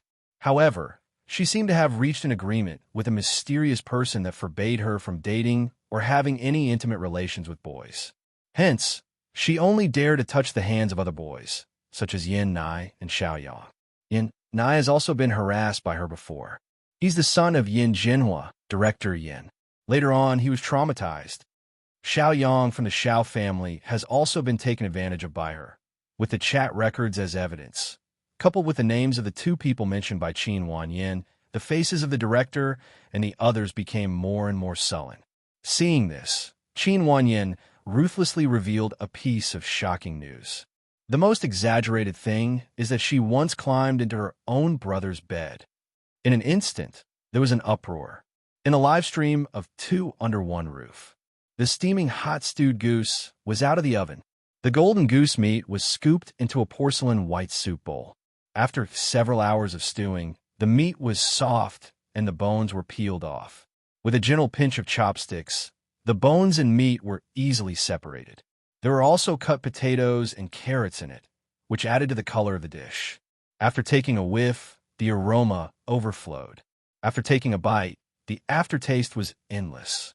Along with a few light vegetarian dishes, a sumptuous meal was ready. The netizens were about to cry. "Goose, you died so tragically." My tears are flowing from the corners of my mouth. My takeout hasn't arrived yet. I'm crying so hard. I'm dying. I'm dying. The only bag of instant noodles left at home has expired for several months. Can I still eat it? I'm waiting online. It's urgent.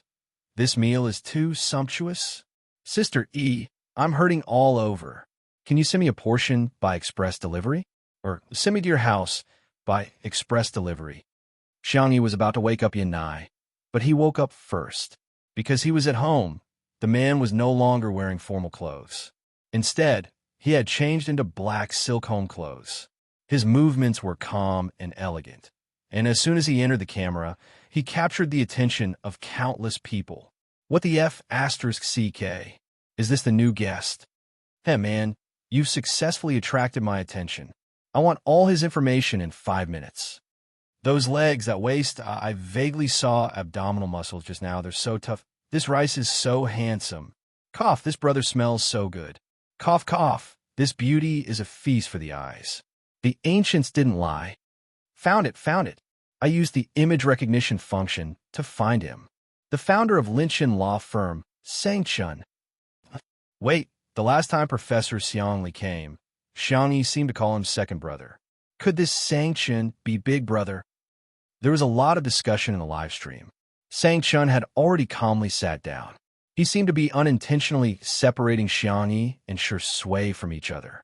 The temperament of a domineering brother protecting his sister was firmly grasped. Si Chuanbai didn't care.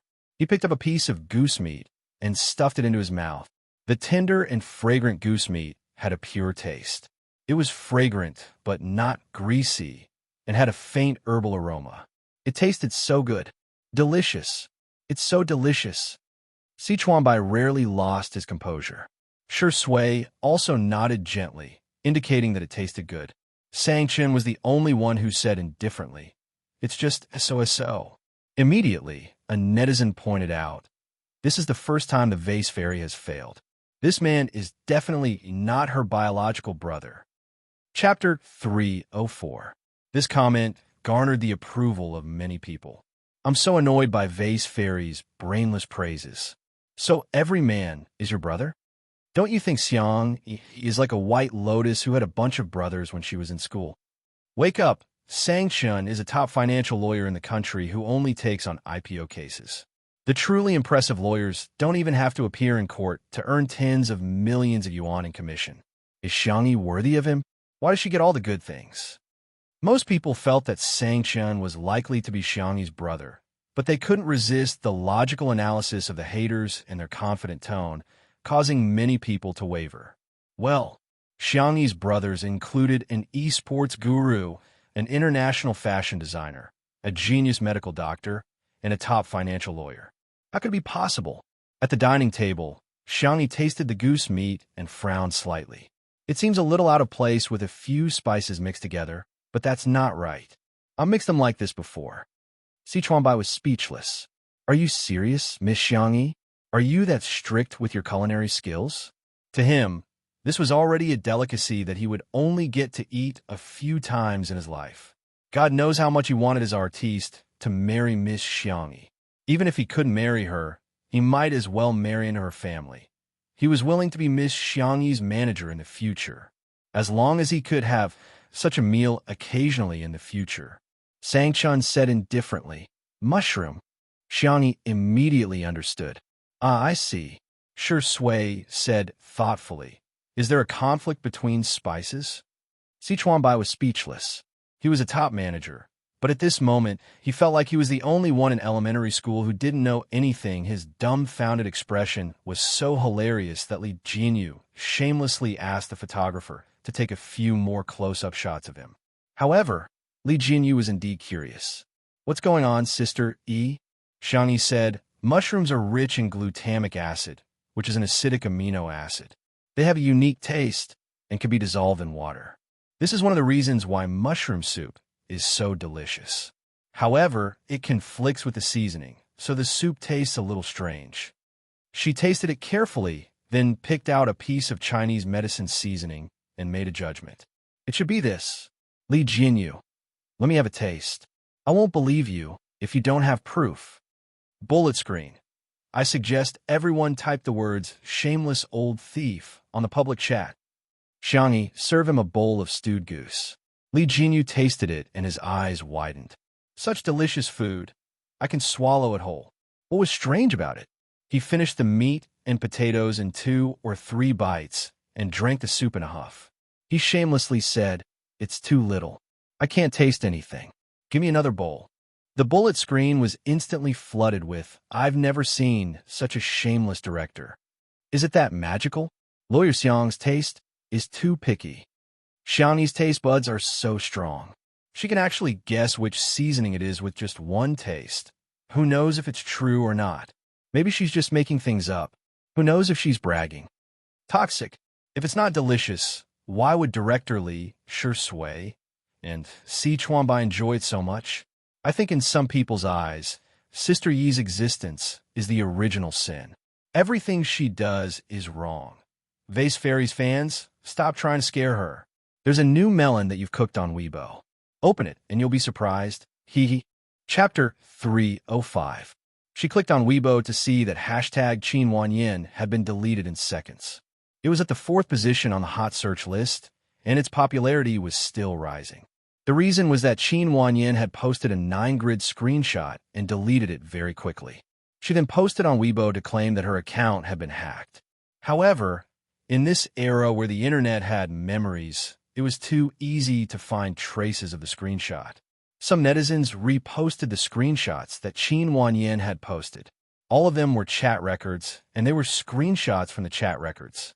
Although the pictures were blurry, the netizens couldn't resist the enthusiasm of the netizens, and soon, the content was deciphered. The first picture was of Xiangyi complaining to Qin Wanyin.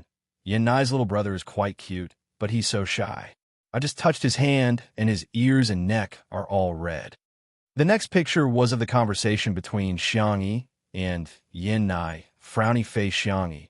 "Is Yin Nai asleep? Are you free tomorrow night? Let's have dinner together." "Okay, Yin Nai. Sister Xiangyi, don't do this in the future. I really find it disgusting." The second picture was of Xiangyi showing off. "After flirting with him for so long, I finally got Xiao Yang. He thinks he's my one and only. What a joke. I'm actually just rearing a fish. It's silly for a woman to pin all her happiness on one man. I'll be happier if I find a few more." The next picture was of the conversation between Xiangyi and Xiao Yang. Frowny face Xiangyi. "Hubby shy. Xiao Yang, wifey, send me a kiss." "Xiangyi, I miss you so much. I'm working so hard on the variety show, and you didn't even come to visit me." Xiao Yang, "Baby, it's been hard on you. I'll go tomorrow. I'll also arrange for a food truck and a milk tea cart for you. You have to give Baby E the best support in the world." In addition, there were also chat records with other artists, music producers, and rich heirs. If that was all, everyone would at most think that she was just a female version of Poseidon. Although she flirted a lot, she didn't have the guts to be lustful. She was all talk and no action. But the last picture caused everyone's worldview to explode. In the record, Qin Wanyin was the one who started the conversation. "Are you on bad terms with your family?" Xiangyi replied, "Last time, I accidentally climbed into my big brother's bed. He was so angry that he almost scared me to death. Stop. I didn't do it on purpose. I feel wronged." The picture in the picture was a conversation between her and her brother. "Xiangyi, big brother, don't ignore me. I know I was wrong." "Xiangyi, big brother, can you give me some pocket money? I've been so broke lately." "Xiangyi, Gidge, pay attention to me." "Sangchen, Biz Xiangyi, can I fly abroad to play with you? I promise that what happened last time won't happen again." "Sangchen, behave, or else you know the consequences." Weibo exploded. The server was on the verge of collapse. The netizens vented their anger on Xiangyi's Weibo. Initially, she had posted detailed recipes for 2 dishes. Although there weren't many comments below, they were heartwarming. However, there was now a bloodbath. Her persona has collapsed. She's taking advantage of Anai's younger brother. Be more serious. Do you think our god is a spare tire? You're rearing fish. Screw you. You're an orphan. I'm so disgusted. She climbed into Lawyer Xiang's bed and still has the cheek to act coquettishly with him. To highlight, he's her biological brother. Ugh, my dinner from last night is about to pop out. Chapter 306. There was an uproar on Weibo, Melon forums, WeChat moments. Tomato Entertainment's public relations department acted as if they didn't exist. They were lying flat and accepting the ridicule, as if they had nothing to do with it. Instead, it became a signal that these revelations must be true. Otherwise, why didn't Xiangyi herself or Xiangyi's management company come out to deny it? At the very least, they should have issued a statement or sent a lawyer's letter to warn her. If they didn't deny it, it would be equivalent to admitting it. If they couldn't prove their innocence, they would have to suffer. In the apartment, Qin Wanyan looked at the silly netizens celebrating and smirked smugly. On WeChat, her manager sent her a message. Wanyan, the contract for that variety show has been sent over. If you don't have any questions, I'll confirm it. Qin Wanyan replied with an okay, threw her phone aside, and slowly poured herself a glass of wine. I really don't understand that stupid woman, Xiangyi. She clearly has so many good cards, but she didn't use them in the past year. Now, she's messed up her good cards and lost everything. She's even bringing up her brothers again. If I had known this would happen, I wouldn't have done it in the first place. If the appearance of her 3 brothers had helped her increase her popularity, then now, Qin Wanyan was like a bomb. Now, Big Brother's appearance was like a bomb. She only pulled the fuse a little, and it exploded with a bang. No matter what, Xiangyi couldn't afford to be accused of seducing her brothers. Imagining Xiangyi being nailed to the pillar of shame for the rest of her life, Qin Wanyan drank her red wine happily. In a manner, after Li Jinyu saw the news that the staff handed to him, he immediately ordered the live stream to end. The live stream came to an abrupt end, followed by a statement on the official Weibo account of 2 Under One Roof, saying that there was a problem with the equipment and that the restoration time was to be determined. The netizens expressed that they didn't buy it. Please clean up Xiangyi's misdeeds. Smile, smile, smile. Haha, I thought this show was meant to help Shui stabilize his popularity, but now it seems that it's just to promote XY. Vase Fairy is definitely the royal of variety shows. She's been supporting her openly and secretly. Even when something happened, she didn't give up. No matter how much the fans protest, she's still focused.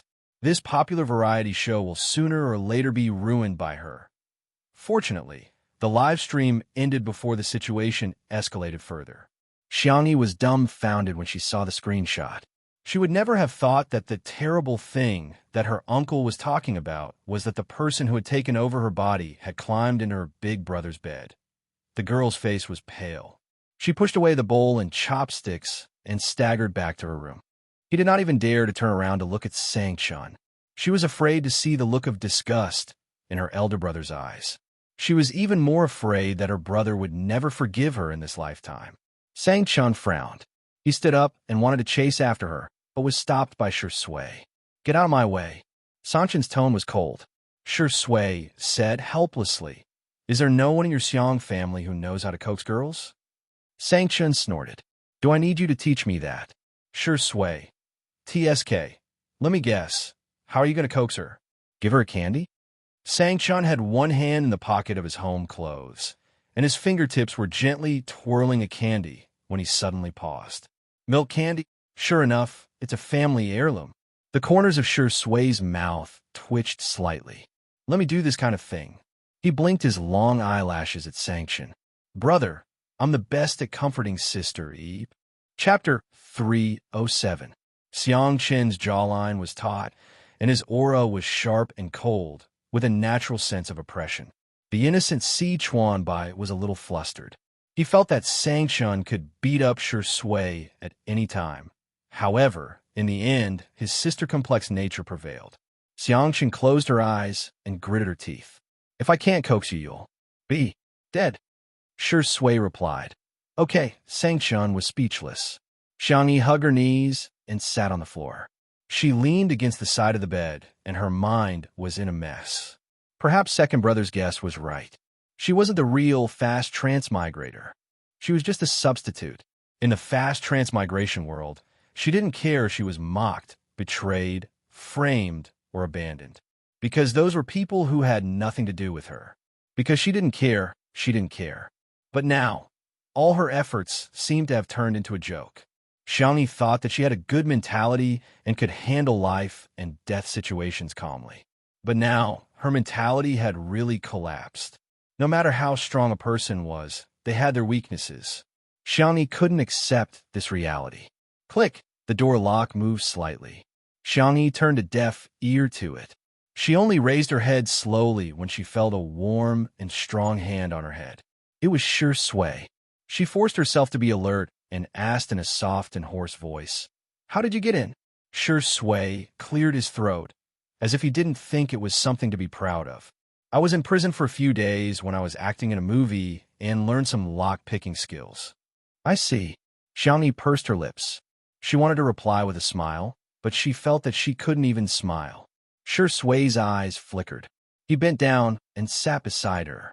One of his long legs was on the ground while the other was slightly bent. As he moved, his ankle bones were exposed, and the soft cotton fabric rubbed against his fair skin. "You don't have to smile if you don't want to. Do you want a shoulder or a tissue?" "I recommend the shoulder option because I'm wearing sweat-absorbent clothes today. It should be good for absorbing tears. Do you want to try it, sistery?" Xiangyi hesitated for a few seconds before she slowly, gently, and carefully leaned on his shoulder. Although she always said that Shui was a little kid, in her heart, Shui was still the reliable and gentle brother next door, whom she had found reliable since they were young. Shui remained silent and accompanied her silently. The room was extremely quiet. After an unknown period of time, Xiangyi said in a low voice, "I suddenly miss Mom and Dad." Shui pursed his thin lips. The parents of Xiangyi and the others had died in an accident, and the cruelest thing was that Xiangyi was the only survivor of that accident. She witnessed her parents' deaths with her own eyes. She also experienced some rumors that shouldn't have existed. Those boring and ugly so-called elders would repeatedly whisper in her ears, "Do you miss your parents? Your brothers will blame you for being a jinx. You become an unwanted child. You've become an unwanted child." Once little Xiangyi started crying, they would say, "Ah, this child can't be teased. We're just joking. What's there to cry about?" Shui's voice was gentle as he coaxed her patiently. "Uncle and Auntie have become stars in the sky, protecting you. Sangshan and the others have never blamed you or been angry with you, because all of them know that you're the best sister in the world, Xiang Yi." Chapter 308. Xiangyi didn't say anything, but her nose was a little sour. Her forehead was pressed against Shui's shoulder, and she could feel the warmth of his body. Shui whispered, "My hearing isn't very good either." Others might not understand, but Xiangyi immediately understood. He repeated what she had said before. The girl's nasal voice was thick. "I won't cry." She probably cried too much when she was young, and now that she was older, she couldn't cry anymore. When she was sad, her first reaction was not to cry, but to endure. Shui chuckled. "Well, our sister, he has always been a very strong child." He still remembered the fair and soft Xiangyi, crying and driving away those annoying elders. She looked so fierce when she left. At that time, Xiangli was holding her, Xiang Feng spat at those people, and Xiangyu was spitting profanities. As for Sangchun, he was even more ruthless. He weighed a brick and stood on the side like a cold-faced king of hell, a proper threat. No matter how the 5 children fought at home, they would always stand together outside. Xiangyi calmed down for a while, and her emotions calmed down a little. She belatedly realized that Shui had also seen that her quickly transmigrate back. She was on the bed in his room. Shui didn't mention this matter again, and Xiangyi thought that he didn't care. Now that she thought about it, did he find something wrong? We. Xiangyi licked her cherry lips, raised her small face, and asked, "That day at the hot spring villa, nothing happened between us, right?" Shui raised his eyebrows, and his dark eyes were unfathomable. "Do you think something should have happened between us?" This involved a blind spot in her knowledge again. Xiangyi was a little embarrassed. "At that time, did I defile you?" Shui asked with a half-smile. "Ruin?" Xiangyi was annoyed. It was all on Nan's fault for using such a magical word. She had such a deep impression of this word that she blurted it out. "Ahem. Then let me rephrase my question. At that time, did I do anything to you that was not in line with the core values of socialism? The little girl was full of righteousness. At first glance, she looked very steady, if one ignored her slightly red earlobes. Sure Sui pondered for a moment, causing Xiangyi's heart to skip a beat. Then, he drawled, "You fell asleep as soon as you entered." That night, the room card was an accident. Xiangyi had wanted to use the room card of another young hunk, but she accidentally entered Sure Sui's room by mistake. The way that Xiangyi looked at him was truly disgusting. However, she immediately fainted. Sure Sui originally thought that she was acting and was about to smoke a cigarette to ask Xiangfeng to come and get her, but she soon woke up. It was the same face, but the look in his eyes was different. Sure Sui knew that she were no longer the same person. Hearing this, Xiangyi breathed a sigh of relief. However, looking at Sure Sui's calm attitude, Xiangyi felt that he knew something. Just as she was about to ask, someone knocked on the door. Bang, bang, bang. Following, that was a familiar, silly voice. "Little Xiangyi, open the door. I know you're in there. Look at what you've done. Stupid girl. As your uncle, I must teach you a lesson today." It was Xiangfeng, who had rushed over after hearing the news. When he saw the trending topic, he almost fainted from anger. Creak, the door opened. Xiangfeng was about to criticize her as an elder, but he suddenly met the girl's red eyes and uneasy and pitiful appearance. Xiangfeng. Ahem, actually I thought about it. It's not a big deal. Chapter 309. Xiangyi was dumbfounded. Xiangfeng said righteously. "Uncle, how can you not believe our little Xiangyi? It's a misunderstanding. It must be a misunderstanding. Okay, don't cry. Uncle will take you to eat your favorite junk food." Xiangyi clenched her little fists. She was ready to be scolded, but she didn't expect such a turn of events. The little girl nodded dizzily. 10 minutes later, Sanction couldn't wait to come out of his room. He wanted to see how Sure Sui had coaxed Xiangfeng. However, Sure Sui was in the living room, but Xiangyi was nowhere to be seen. The bedroom door was open, and there was no sign of the girl. Sang-chun gritted his teeth. "Where's my sister? How did she coax him? Did he coax her away?" Sure Sui. "Brother, before I answer your question, can you take a deep breath first?" Sang-chun. Sure Sui. Xiangfeng is here. These 4 words naturally drew hatred. Sang-chun's eyebrows twitched violently. He took sister to eat junk food. Sang-chun. Location. Every word seemed to be squeezed out from between his teeth. Sure Sui blinked. "Brother, you have to pay for information," Sang-chun sneered. "I think you're still sleeping.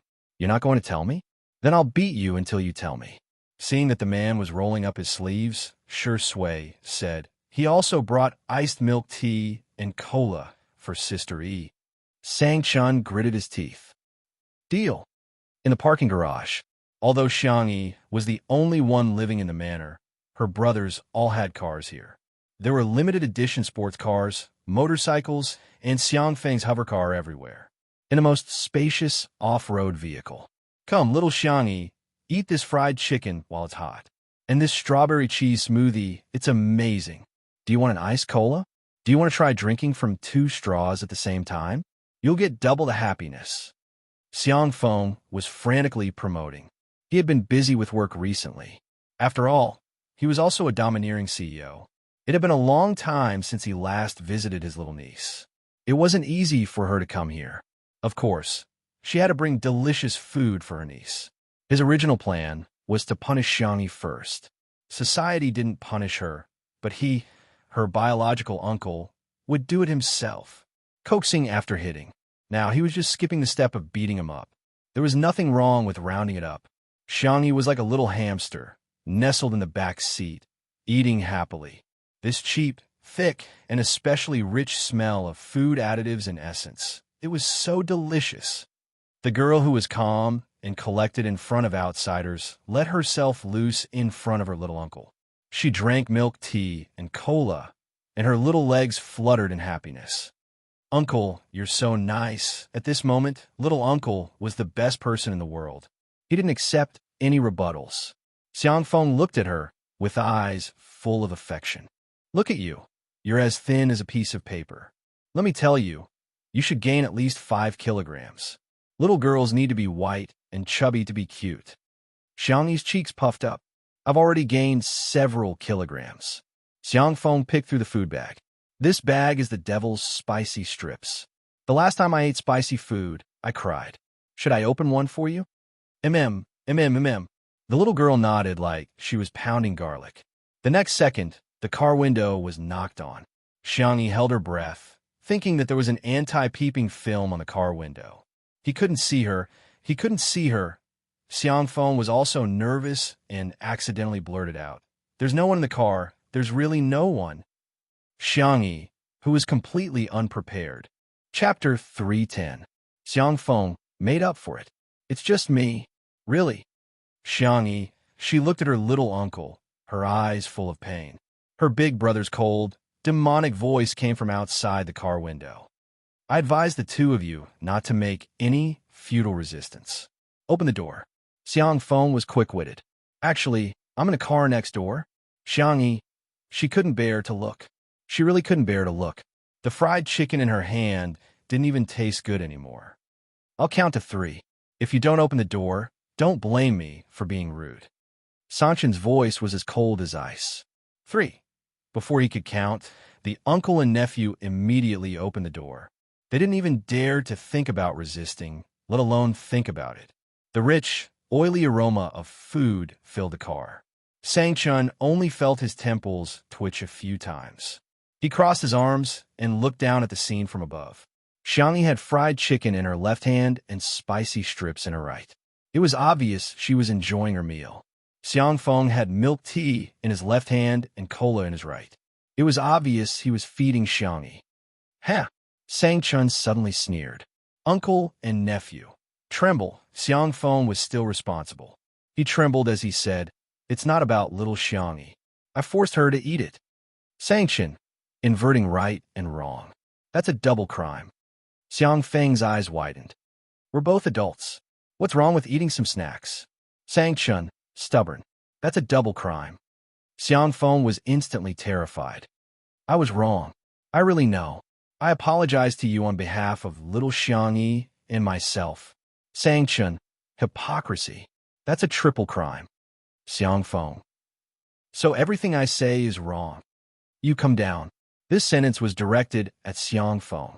Xiangyi shrank behind him and looked at him with pleading eyes. "Little uncle, don't go." Xiang Feng's eyes were filled with tears. "Little Xiangyi, uncle loves you the most. Don't worry, uncle will never abandon you. We, uncle and nephew, will share riches and tribulations together. Let's share fried chicken and cola." Xiangyi was extremely touched. Her cherry lips opened and closed as if she wanted to say something. In just an instant, Xiang Feng decisively got out of the car from the other side and ran away like a wisp of smoke. The speed at which those legs moved was even faster than that of a rabbit's. If he doubled his speed, he would probably leave behind afterimages. She wondered what he had been through all these years. Xiangyi, so the love between family members will disappear, right? He turned his neck stiffly and met his eldest brother's gaze. The man's tall figure was hidden in the dim light of the garage. His legs were long and straight, and his whole body exuded a sense of oppression that had existed since he was young. He lowered his eyes, exuding a sharp and intimidating aura. "Little rabbit, continue shaking," Sangchun said slowly. "Eat." "Why aren't you eating? Fried chicken won't taste good when it's cold." Xiangyi's eyes were filled with horror. Her hand trembled, and she almost dropped the fried chicken. "Brother. Now you know how to call me brother? What were you doing earlier?" The corners of Sangchun's mouth curled downward, full of cold disdain. His irritable mood couldn't be suppressed and rose from his heart, especially when he saw the cold and spicy food.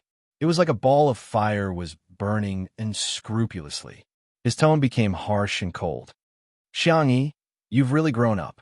You ran away from home without a word and didn't even say goodbye when you came home. You'd rather be comforted by that dog of a man, sure sway, than come find me? Do you still see me as your big brother?" Chapter 311. Xiangyi was dumbfounded. She remained motionless as she held the fried chicken and spicy sticks in her hand. A few seconds later, she gradually came to her senses. Big Brother meant she had a guess, but she wasn't sure.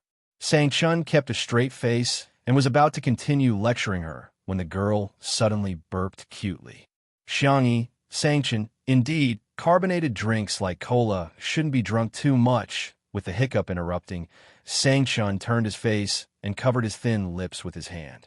Xiangyi didn't know if it was her imagination, but she felt that her big brother was secretly laughing. Ahem. Sang-chun cleared his throat and said fiercely, "Do you know what you did wrong?" Xiangyi nodded. "Do you still dare to run away from home next time?" Xiangyi shook her head. Sang-chun was satisfied. "Okay, let's eat fried chicken." Xiangyi looked at him in disbelief, thinking that she had heard wrong. Can I eat it?"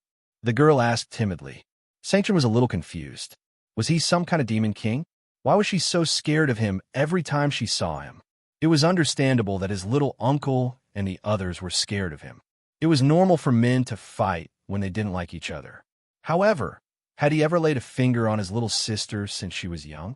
Every time, she would cry before he could scold her. He was so scared that he didn't even dare to speak loudly to her. Xiangyi took a bite of the fried chicken tentatively.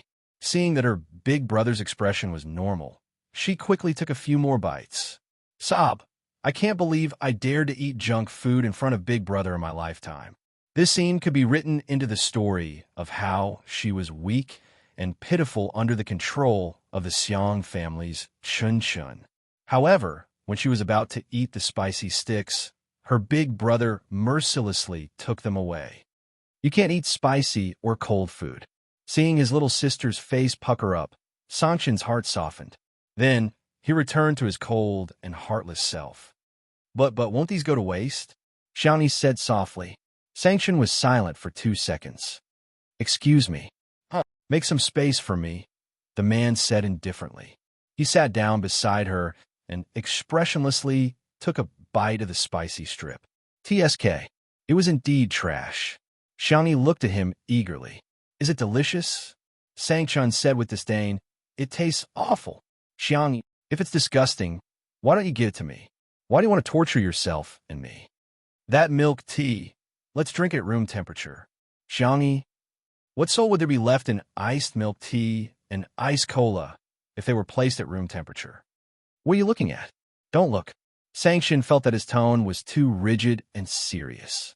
He lowered his voice and said, "You're still acting. Don't you know that your period is coming soon?" Xiangyi, degree asterisk. Big Brother actually remembered this? Sang-chun silently ate a few mouthfuls of the spicy strip. The more he ate, the deeper his frown became. What the hell? Was this something that humans ate? His taste buds were very sensitive. He could only taste the additives and low-quality oil. Big Brother, the girl's delicate and weak voice sounded in his ears. It was small and timid. Xiangyi licked the corner of her lips. Did she really do something to you? If they didn't talk about it, it would become a knot between her and her brother for the rest of their lives. The siblings had a tacit understanding. Sang-chun immediately understood who she was referring to. Thinking of that ridiculous scene, his jaw tightened. His long and narrow eyes outlined an earth-shattering coldness. Do you think I'm stupid? Do you think I can't tell who is my sister? Who is the imposter? Chapter 3:12. That night, Sang-chun saw Xiangyi at the hospital. When he found out that his sister had been in a car accident, he pushed aside all his work and rushed to the hospital immediately. After watching over his sister for a few hours, he was a little sleepy and slept on the guest bed next to her. Later, the imposter woke up and looked at him on the edge of the bed. Sang-chun opened his eyes and found that she was looking at him strangely. Sang-chun didn't think much of it at first and asked in a low voice, "Are you hungry? Do you want some porridge?" The girl blinked and said in a sweet voice, "Brother, you're so nice." Sang-chun immediately sensed that something was wrong. "Brother, I want you to sleep with me for a while." The girl climbed onto the bed nimbly and snuggled into the man's arms. She raised her hand and slid it to his sleeve, rubbing it ambiguously. That person was using the face of his closest sister, but she was saying the most disgusting words. Sang-chun grabbed her neck. His body was covered in frost, and the coldness could crush everything. He was domineering and domineering. "Where did you take my sister?" The imposter's eyes widened in horror. He tightened his grip, and the imposter's face turned red. She felt suffocated at the last moment. Rationality returned. Sang-chun retracted his hand, his chest heaving violently. "I'll ask again. Where's my sister?" The imposter realized that he wouldn't really do anything to her, so she pretended to be deaf and mute and refused to answer. Later, Sang-chun took her to see the best psychiatrist abroad. He, who was a firm believer in materialism, even turned to theology for help. There was no progress until a Taoist priest, who had gone into seclusion for a long time, accepted a favor from Grandpa Xiang and personally came to a conclusion. External evil had entered her body. The common saying was that she had been possessed by something unclean. Sang-chun smoked for most of the night before he accepted this reality. Later, he came up with a bunch of regulations to restrict Xiangyi's activities. However, there was no need to tell his sister this. Sang-chun took out a tissue and handed it to her. "Wipe your mouth." Xiangyi did as she was told. "Sang-chun, Xiangli told me about his conjecture, and I agree with him." Xiangyi was slightly stunned. In other words, Big Brother also felt that that person would come back? Since the main system exists to help you travel between different worlds, why can't you complain about such a bug? Can you still contact the main system?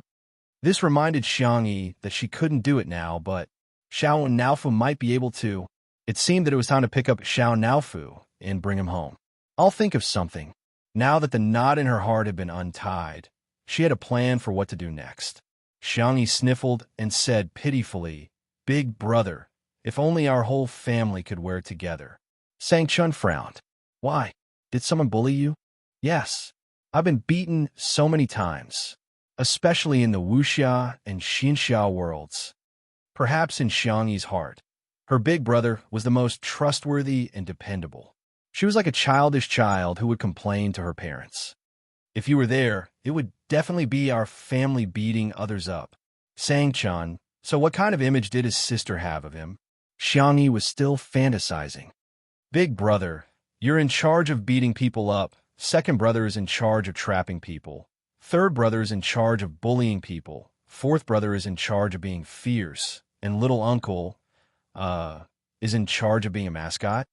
She thought for a moment and said hesitantly, "How about we don't bring him along?" TSK. A soft, hoarse, and seductive sound was heard. Every inch of the man's sharp edges softened, stretching into a happy and rare gentle arc. "Yes."